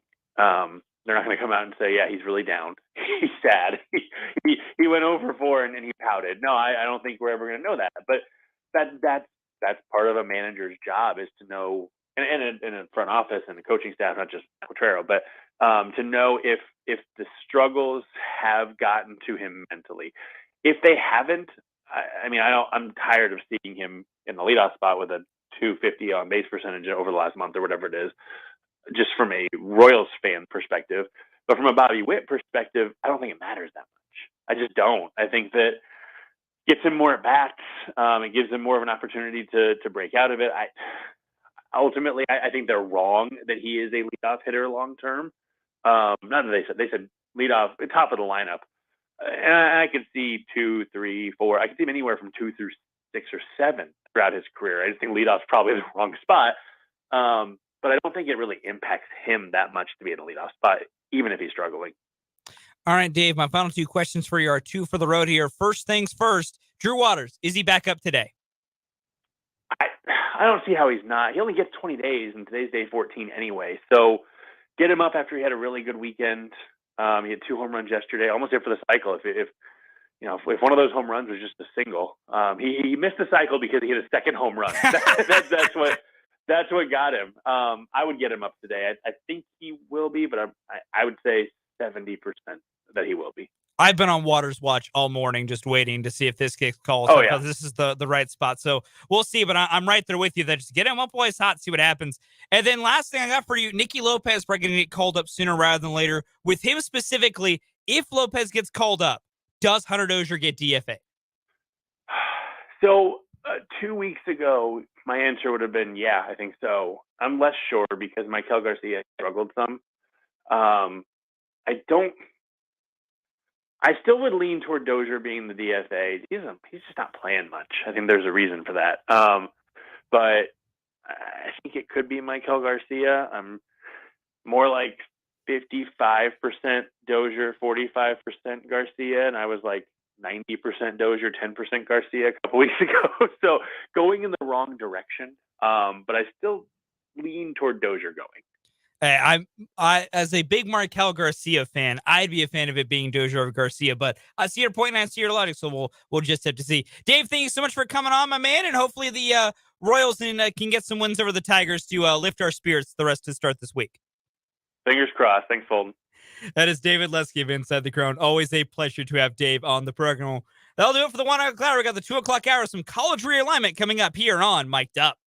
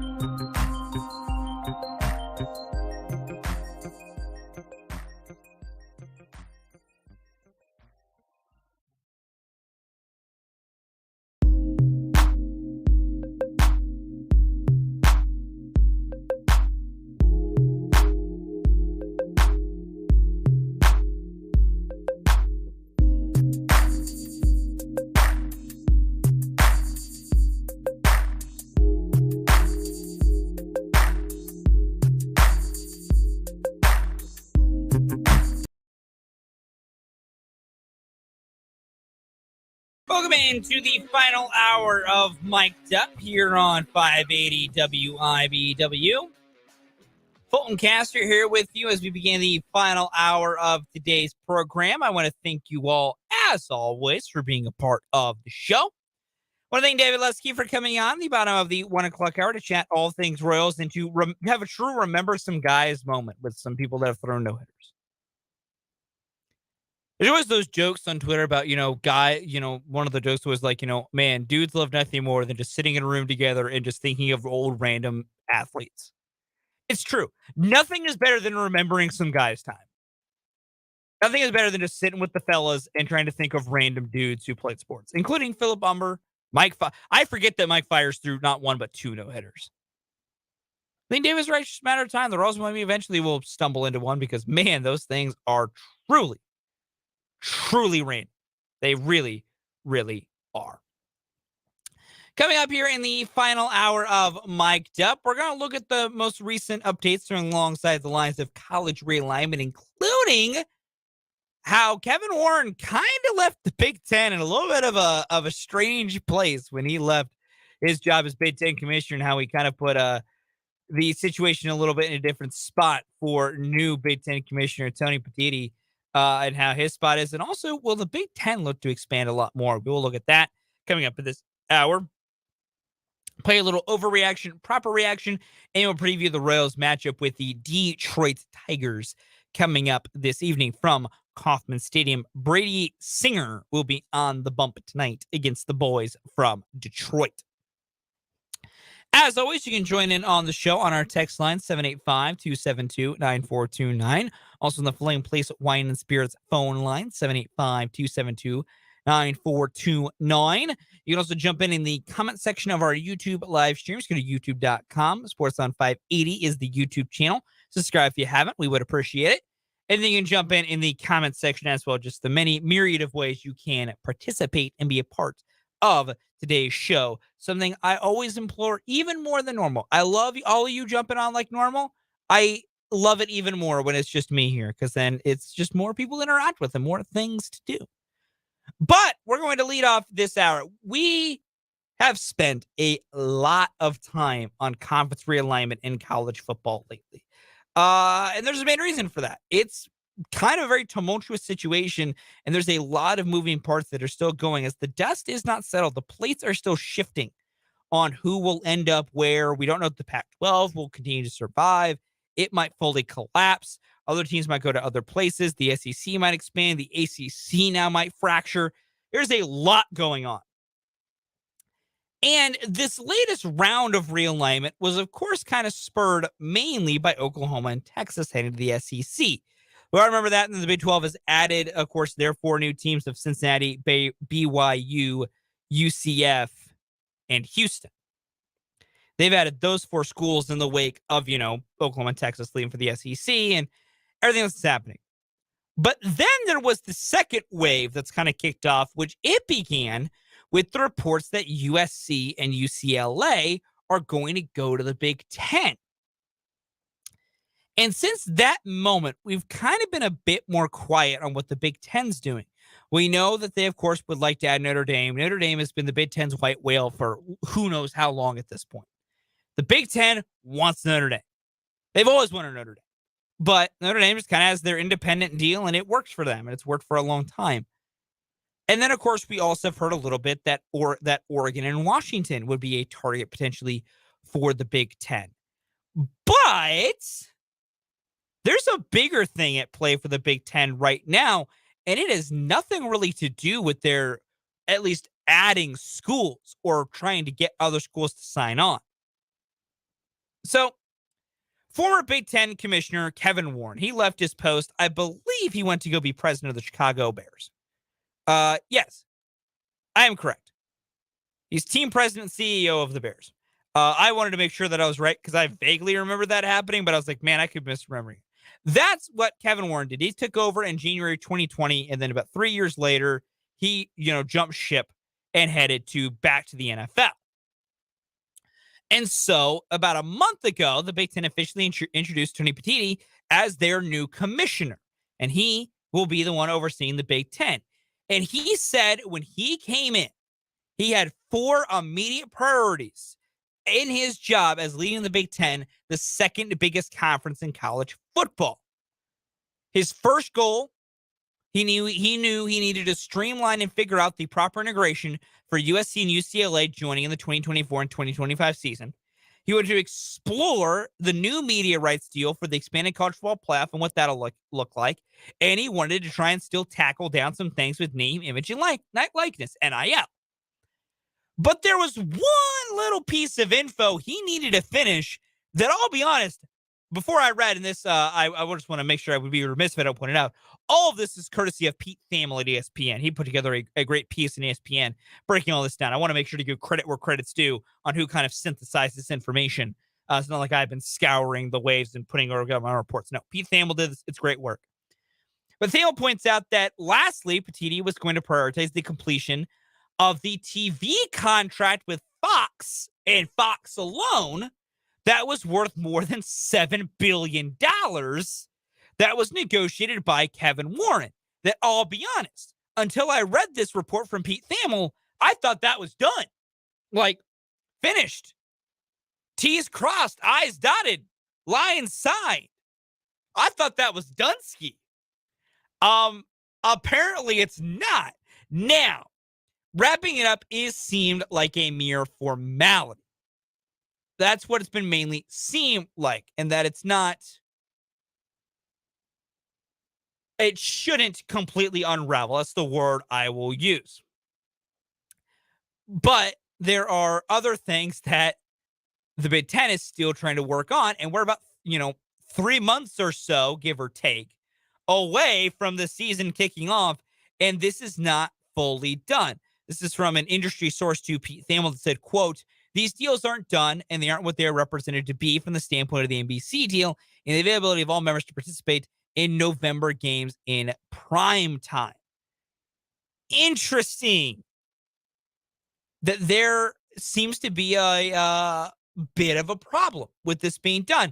And I find that fascinating listen, I'm not going to blame Kevin Warren from being like, you know what, I'm done running, the Big Ten. I want to go back to the NFL. I want to go into the NFL, and I am going to jump in and just go back to the Bears and, is what it is. But what I really find funny is how much he left kind of things in disarray. Because Kevin Warren, when he left, he said that he left the Big Ten as a conference in, quote, a demonstratively better position. Is interesting. Because he kind of didn't leave it in a better position. The schools are having financial issues with different deals in flux. According to a report by Pete Thamel, more than $70 million in total is suddenly in flux for these schools, nearly $5 million per school, and has left administrators around the league seeking answers and calling for financial accountability. Recently, schools have found out, again, according to Pete Thamel, that they, one, are going to pay back nearly $40 million to Fox because, according to sources to Pete Thamel, Warren delivered NBC the Big Ten football title game in 2026 without the full authority to do so. This is all unfolding on the complicated backdrop of the Big Ten Conference on actually controlling the rights to the inventory of this latest deal. The Big Ten Network does, which is majority owned by Fox. So right there, to try to help you along with what's happening here, schools and the conference are going to pay back money because Kevin Warren at the time, the ex-Big Ten commissioner, gave NBC the Big Ten title game in 2026, and Kevin Warren did not have the authority to do that, which is just a weird spot to be in. Thamel goes on to say they're going to pay $25 million total for a deal to pay Fox back for lost 2020 football game inventory, which came after an arrangement between Fox and the conference that was unable to muster the lost revenue from the COVID-19 season. And then he goes on to say that there's tens of millions of dollars of value of the NBC primetime deal in flux, as Petitti has been racing to ensure it keeps as much of its original value as possible. Historically, in the Big Ten, after the first weekend in November, schools were not required to play night games for a myriad of reasons. Health, recovery, campus logistics, all that. These were known in league circles as tolerances, and prior television contracts accounted for them. So, to kind of sum a lot of words up here,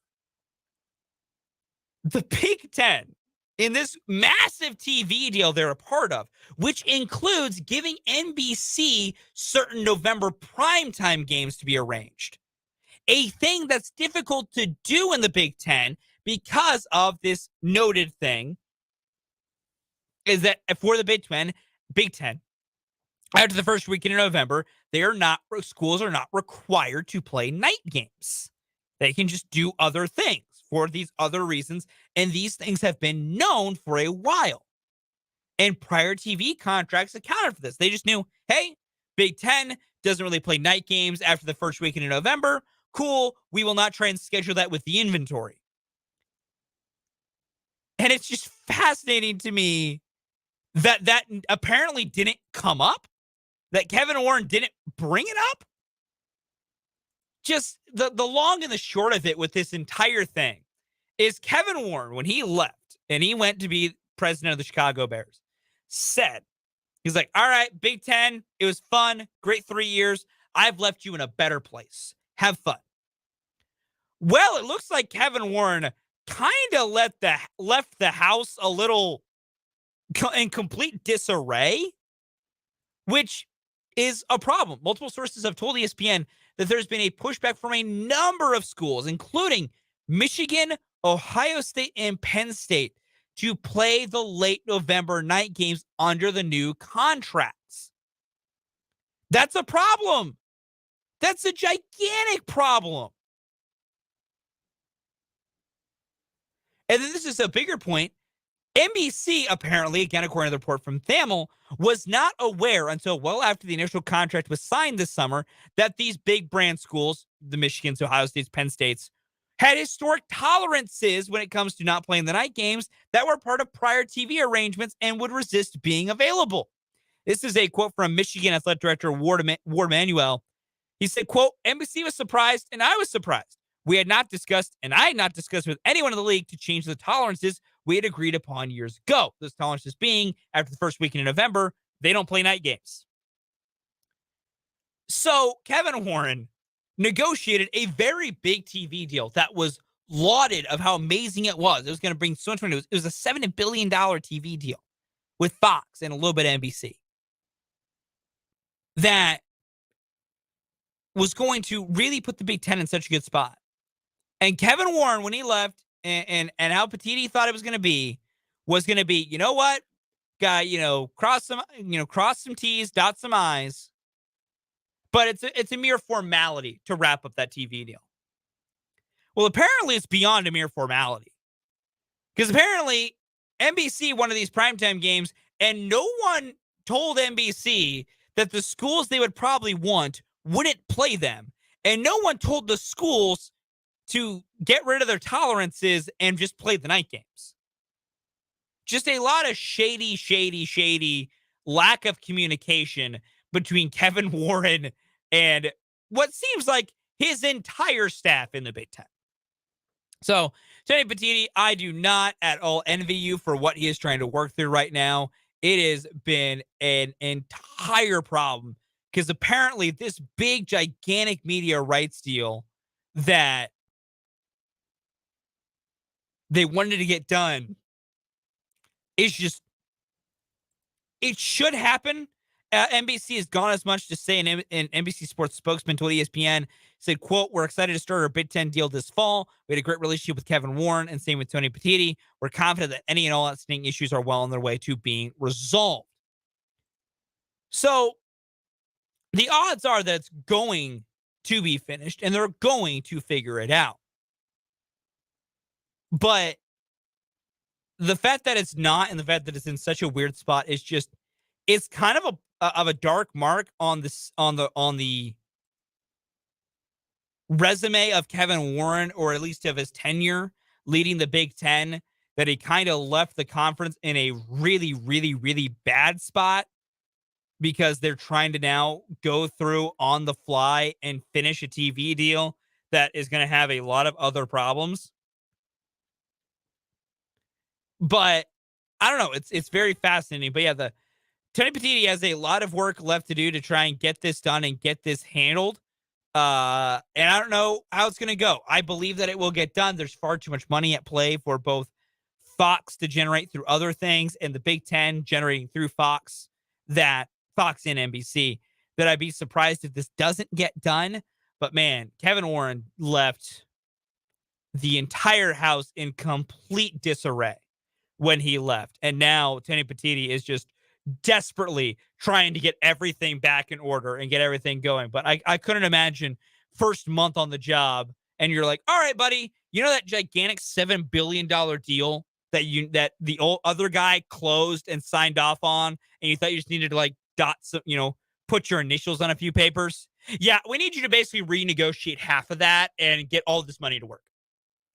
That's what Tony Petitti is doing, which if that buddy is not chewing Tums like it's candy, I will be surprised. Because I would have the kind of acid reflux that cartoon people would make fun of. If I had to be like, oh, that's what I have to do now? I all of a sudden have to negotiate a goodness. Just, oh, my Lord, that would be so stressful. The other piece from the Big Ten is this for Nebraska University President Ted Carter, who says this about realignment, just to get some other thoughts on the Big Ten here. Ted Carter went on to say, quote, "How big should the Big Ten be? Do we need 4 more Pac-12 teams? I think we have another year or two of the status quo with a few minor changes, but I think over next year, there's going to be a lot of big changes that are going to happen. 2 teams that move from one of the Power 5 conferences that cause things to unravel. There's a domino effect. One team leaves the ACC, it has a domino effect. Same with teams leaving the Pac-12. I think Ted Carter's spot on. And that's what, as Jake and I have talked a lot about conference realignment over the past week, that's kind of where we're at. And we're hearing more of these reports about, we all know what's going on with the Pac-12, and we've at length covered the Pac-12 and how a lot of teams might end up leaving and how that conference might fully dissolve and all these different things. But now we're hearing about, the ACC has 7 schools that went out of their media rights deals. And if they can get an eighth, they can get over 50%. Maybe they can trigger that the deal will be over before 2036 or however far in the future that media rights deal is set to go with the ACC. And, if that happens, who goes where? And I think President Carter is correct in the idea of it just needed one domino to fall. We've been kind of waiting for that next movement, whether that's Oregon and Washington announcing they're going to the Big Ten, whether it's Colorado or Arizona State, or any collection of those schools saying we're going to go to the Big 12, or in the ACC, them just triggering something to get out of the media rights deal and being like, we're open for business to go somewhere. I think President Carter's correct in that we just need to wait to see the next domino to fall. And it's just, I don't know what that domino will be. I'm kind of at the point that I think the domino is someone from the Pac-12 announces they're leaving, which will then fully put the wheels in motion for the rest of that conference to figure out their next landing spots. But I could be wrong. That next domino might, maybe the ACC, sooner than we realize, gets enough teams together to say, hey, we want out of our deal. It's well over half of us. Trigger the end, and the contract gets ripped up. And then, we talked about this a lot. Clemson probably goes to the SEC if that happens. Clemson's gone. North Carolina might head to the Big Ten. This is what kind of President Carter was talking about was, how should it be? Do you need, he said 4 more teams from the Pac-12 in general, but how many more teams should the Big Ten add? How many teams should the Big 12 add if they're still looking to add teams and expand into those different things? But every school, and more importantly, each conference seems to be in a bit of a holding pattern of waiting to see who kind of blinks first, who moves first, who triggers the next domino in this next series of events. Because this all started with Texas and Oklahoma going to the SEC. That started that, which led to the Big 12 adding their 4 teams, which led to the American and the Conference USA adding some, that was some mid-level conference realignment, but still realignment nonetheless. Then we had the Pac-12 have their issues. It's just an entire myriad of things going on, and it's so incredibly fascinating to see what kind of happens going forward. But the Big Ten, in a little bit of stability in terms of they're not going to go away as a conference, and they're going to continue to add things. But also, apparently, their house is incredibly not in order, as Kevin Warren kind of left them in a very raw spot. And I'm very interested to see now going forward, when does that media deal get done for the Big Ten? How does it get set up? And can they get it fully finalized going forward? It's going to be fascinating to see nonetheless. Well, take a time out here on Mic'd Up. Coming in next, play a little overreaction, proper reaction here on Mic'd Up.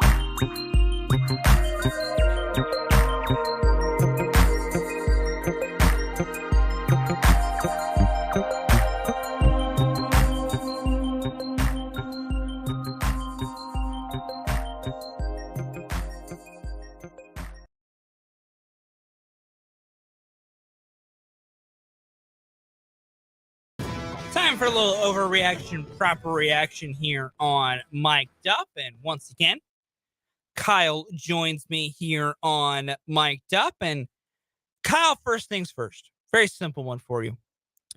Overreaction, proper reaction. We're going to have to wait a week for the start of the NBA Finals between the last end of the conference finals and the beginning of the NBA Finals. I think that's a proper reaction. And if it's not, it's going to be the Lakers. But I think the Celtics are as good as done. You went to a wedding over the weekend. I think last night was a funeral for the Celtics, is what it looked like. Well done, sir. I'm proud of well that. done. No, that's a good. That is Kyle is learning. This is Kyle becoming a radio guy right there. Well done. Please continue. No, but the Celtics look like they're as good as done. And the Lakers, they might get a gentleman's sweep to save some of LeBron's legacy or something like that to make it ratings a little bit longer, but it's as pretty much as good of a wrap, and you'll have a week off. Yeah. For those of you wanting to know a timeline here, the NBA Finals are set to begin June 1st. That's when the finals will begin. There's a chance both these conference finals are done by Wednesday. Technically by Tuesday. Like, we could legit have to wait an entire week between the conference finals and the NBA Finals because the Lakers and Celtics are just cooked. Barbecue chicken. I still, before we get to yours here, Kyle, why did Grant Williams pop off to Jimmy Butler? Why? I can't answer that question. It didn't end well for him. No, and I saw some people being like, no, Grant should have talked. Just the other guy's got to back it up with him. I'm like, no, you just don't talk. I don't care if your idea is like, gotta get our dogs going. No, don't talk. I do respect it a little bit more than the Dylan Brooks earlier in the playoffs. Well, yeah, because Grant Williams can at least play a little bit better and back it up a little bit at some level of the floor. And he does give Jimmy his respect when Jimmy scores every time Grant Williams guards him. He gives his respect. Like shotguns him. Unlike someone like Dylan Brooks, who does not do that. At least Grant does that, but definitely a mistake on his part. Would not have done that. Truly. My overreaction, proper reaction, also very straightforward. Is Nikola Jokic the best player in the NBA?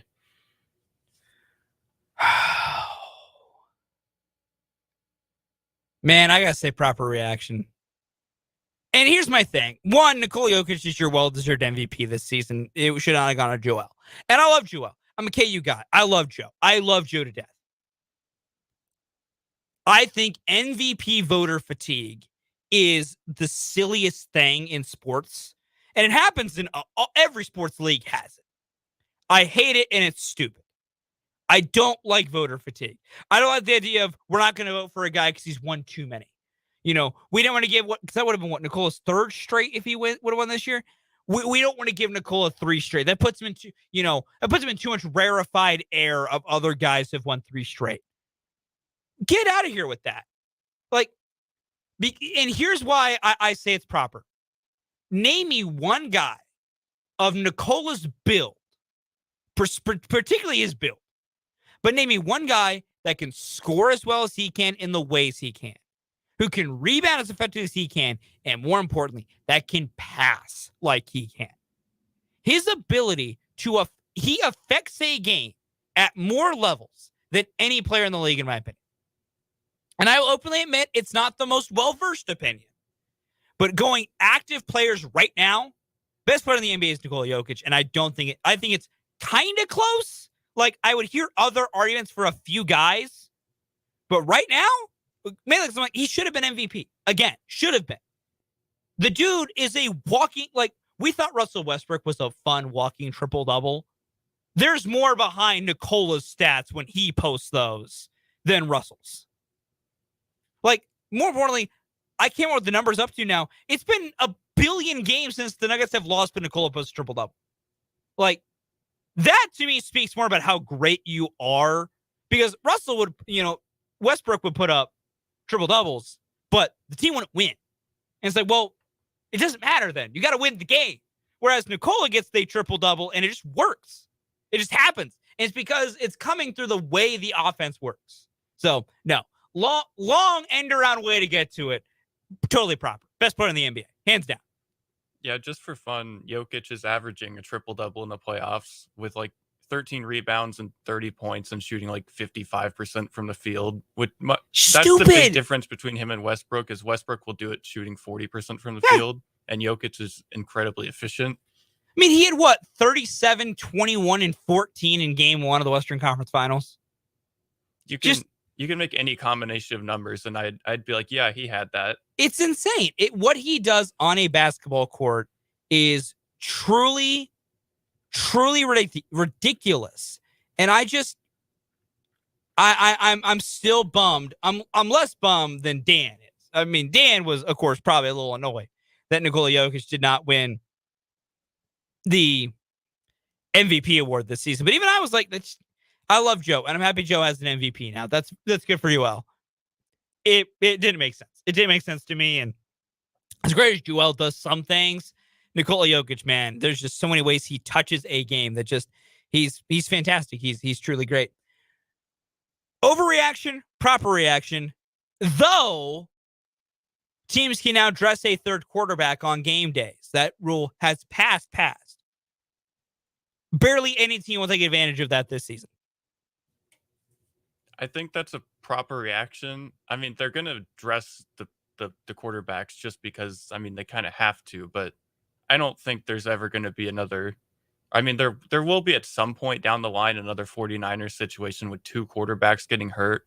But if you had to put the over-under at like half of the times it happens this season, I'd probably go under, because it just doesn't happen before, especially since it is so. You have to be injured in order to come out and have the third quarterback come in. There is going to be a second clipboard holder in a uniform on the sideline now. That's the most exciting part, but I don't think it'll really come into play that much. And if it does, then like it's the third quarterback. I don't think it's really going to make a huge difference in the game, as it would have proven out in the 49ers game. But I don't think it'll happen very often this year, unless there's a catastrophe of quarterback injuries this year randomly. Yeah, I'm with you, because they've had this rule before and it never really did anything with it. A couple of it's like kind of went away, but I think even if teams don't use it, they don't need to get rid of it again. Just keep it. You might barely ever use it, but it's one of those rules that, well, you don't need it. You're just never going to talk about it, never think about it. But boy, when you need it, you're going to love that rule exists. That does it for overreaction, proper reaction here on Mike Depp. Coming next, we're going to look at the Royals and the Tigers and just what could this roster do this season.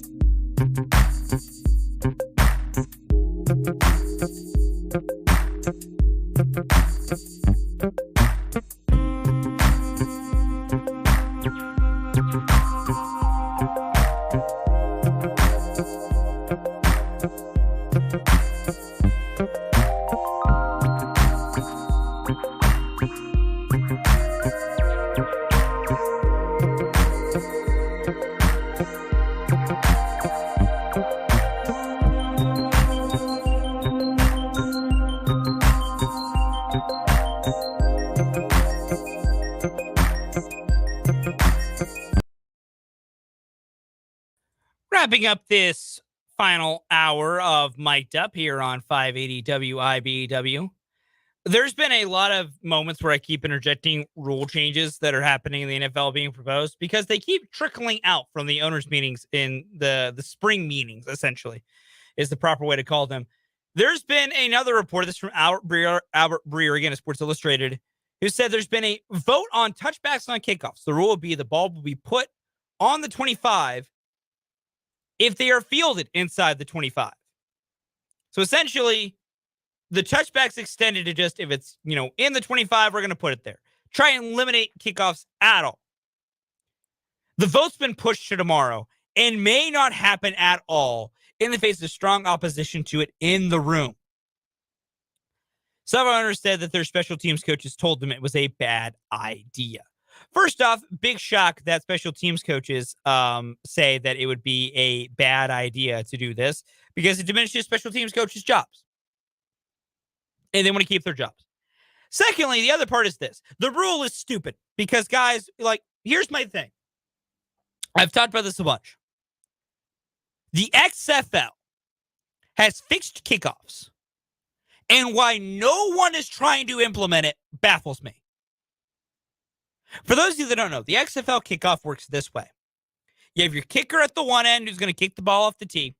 You have your returner on the other end. And what I think you have a designated return zone. And then 10 yards in front of the returner, they've created a line of scrimmage where the coverage teams for kickoff and receiving are lined opposite each other, I believe 5 yards apart.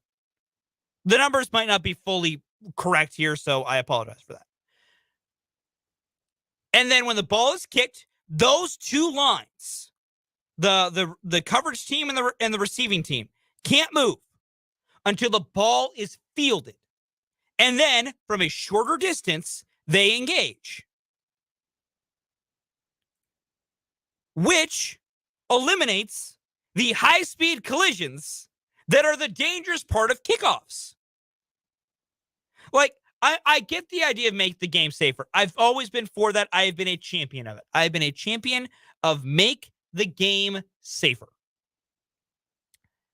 Because at some point, it'll be as safe as it can be, and there is inherent injury risk in a full contact sport like football. It will never be perfectly safe. But if your worry is the high speed, the full speed downhill, we're blasting into each other injuries, which they've tried to eliminate a little bit without getting rid of the running start and everything to be stationary and all those different things. I get what they're trying to do. Use the XFL rule. I don't get why that one hasn't been proposed yet when it comes to kickoffs. It baffles me a little bit. It makes no sense because that rule would accomplish what they want in limiting the high-speed collisions. It's generated at times some crazy returns in the XFL because once you get past that initial wave, that returner's kind of gone. So it creates a very limited window where you try to wrap up the returner, and then if they get past it, they're gone.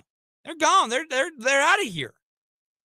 So I don't know. That's a fascinating thing to me that's made absolutely zero sense, and I don't get it. I really just don't. I don't get it at all. It's very, very silly to me. But outside of the NFL owners' rules meetings, we're going to wrap up today's show. We're releasing our final, kind of our final segment here. The Royals take on the Tigers tonight. It's the beginning of a 3-game series between the Kansas City Royals and the Detroit Tigers at Kauffman Stadium. Tonight, the Royals will take on Detroit, and they will face Michael Lorenzen, will be the starting pitcher for the Tigers tonight. In this series, they will get Michael Lorenzen, Eduardo Rodriguez, and here come Matt Boyd.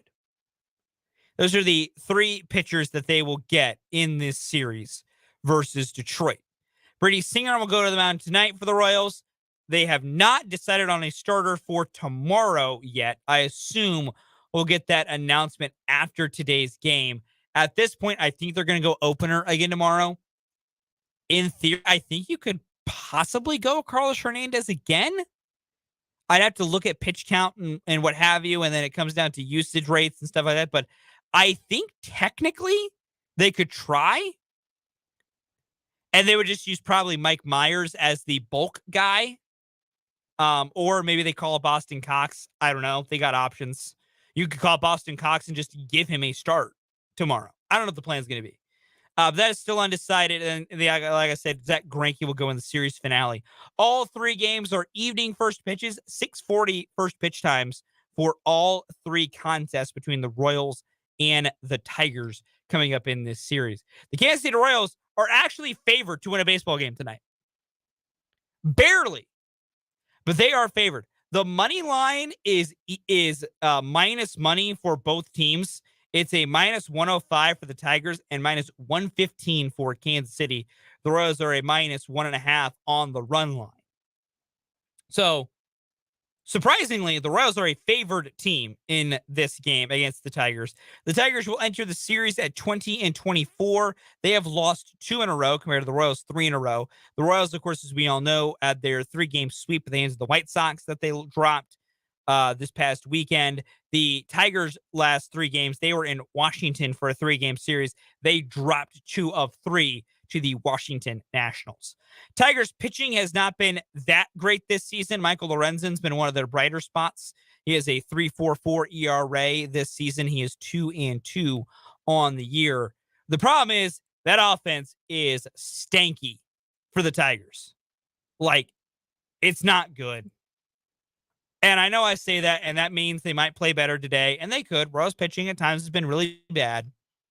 But overall, you should not be that afraid to face this Tigers lineup. They, much like the Royals, do not have a hitter leading their team, qualified batting average pitcher. Not batting pitcher. They don't have a hitter who's qualified when it comes to batting average qualifications that is hitting over 300.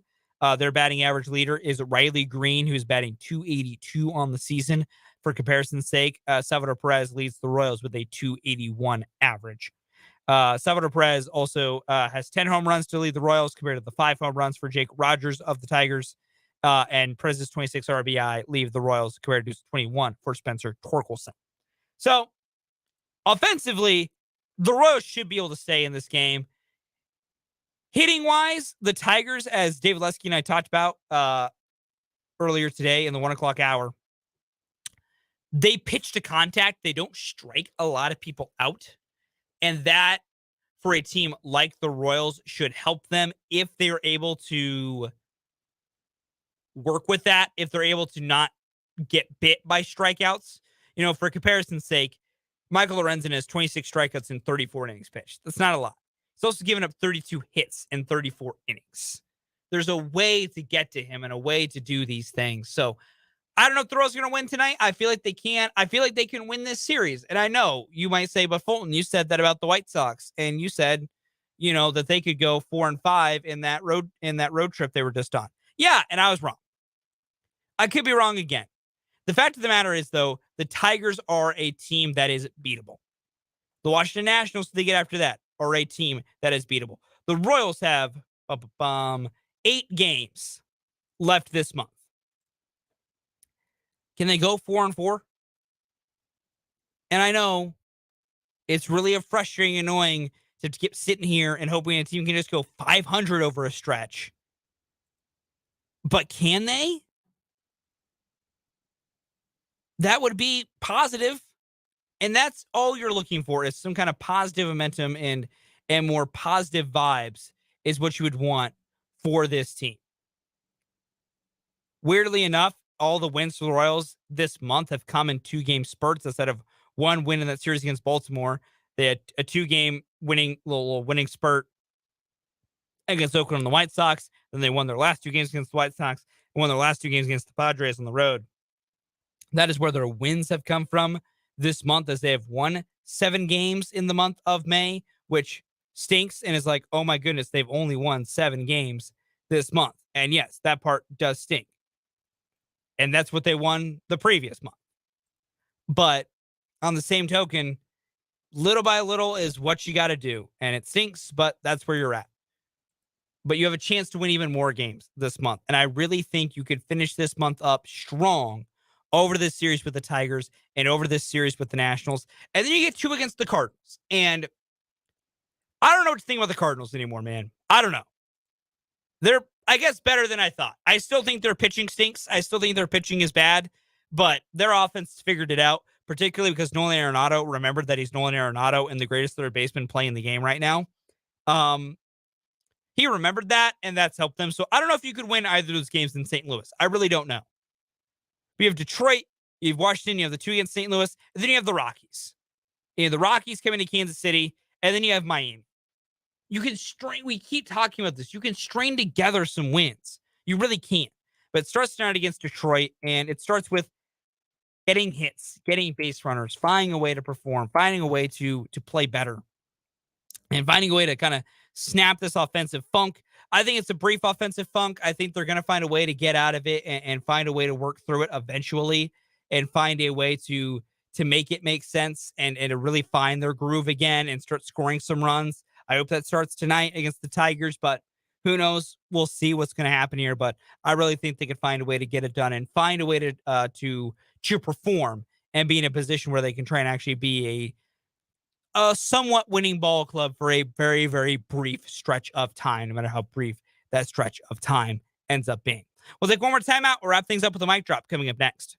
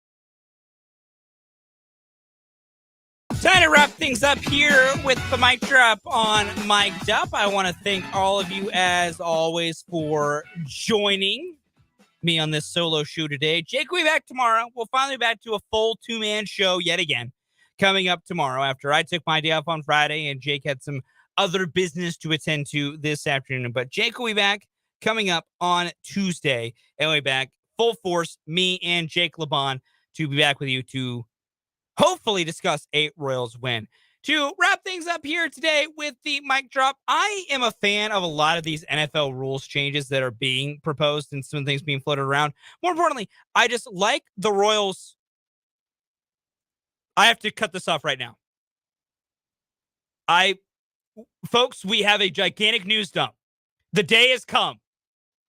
Nicky Lopez has been reinstated from his rehab assignment. Hunter Dozier has been designated for assignment. This just now, coming out from the Kansas City Royals, Hunter Dozier has been DFA'd. Screw mic drop. Screw doing the show in the way the show is supposed to be done. I don't care anymore. Oh my.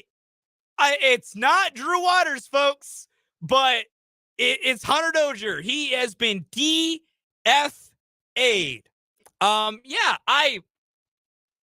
Jake and I will break down that a lot more coming up tomorrow. I'll put it as a tease. I will put it as a tease. Jake and I will break down that move and what that move means for the organization as a whole. So much more coming up on Mic'd Up, coming up tomorrow. Dan and Brendan will get to look at it tomorrow on 580 Sports Talk as well. But I cannot let that news go by without being pointed out. Nicky Lopez is back. He's been returned from his rehab assignment and reinstated from the 10-day injured list. But Hunter Dozier has been DFA'd. He is owed about $14 million on his deal the rest of the way. The Royals and John Sherman have made the decision to eat the money. And Hunter Dozier, at least for now, is not going to be a Kansas City Royal. I am stunned by that news. That is not the news that I was expecting today at all, period. So I apologize for how off the rails this all just kind of went here and how it all just kind of stopped being any sense of coherent. But that's massive news. The Royals decided to dump right at the end of our show today. Again, Jake and I will break that down coming up tomorrow on Mic'd Up. My mic drop changes for today. I still do appreciate the NFL's rules changes and what they're trying to do. Royals go get a win, but John Sherman, you've kind of proved something to me. John Sherman and JJ Picollo have proved something to me because they are cutting bait on May 22nd and are eating $14 million. That is not a move I thought this previous regime would have made. That gives me a lot of good signs going forward for the future. That'll do it for my tip today. Again, Jake and I'll break down the Hunter Dozier DFA coming up tomorrow. You got 580 Sports Talk coming up next. Have a great rest of your day.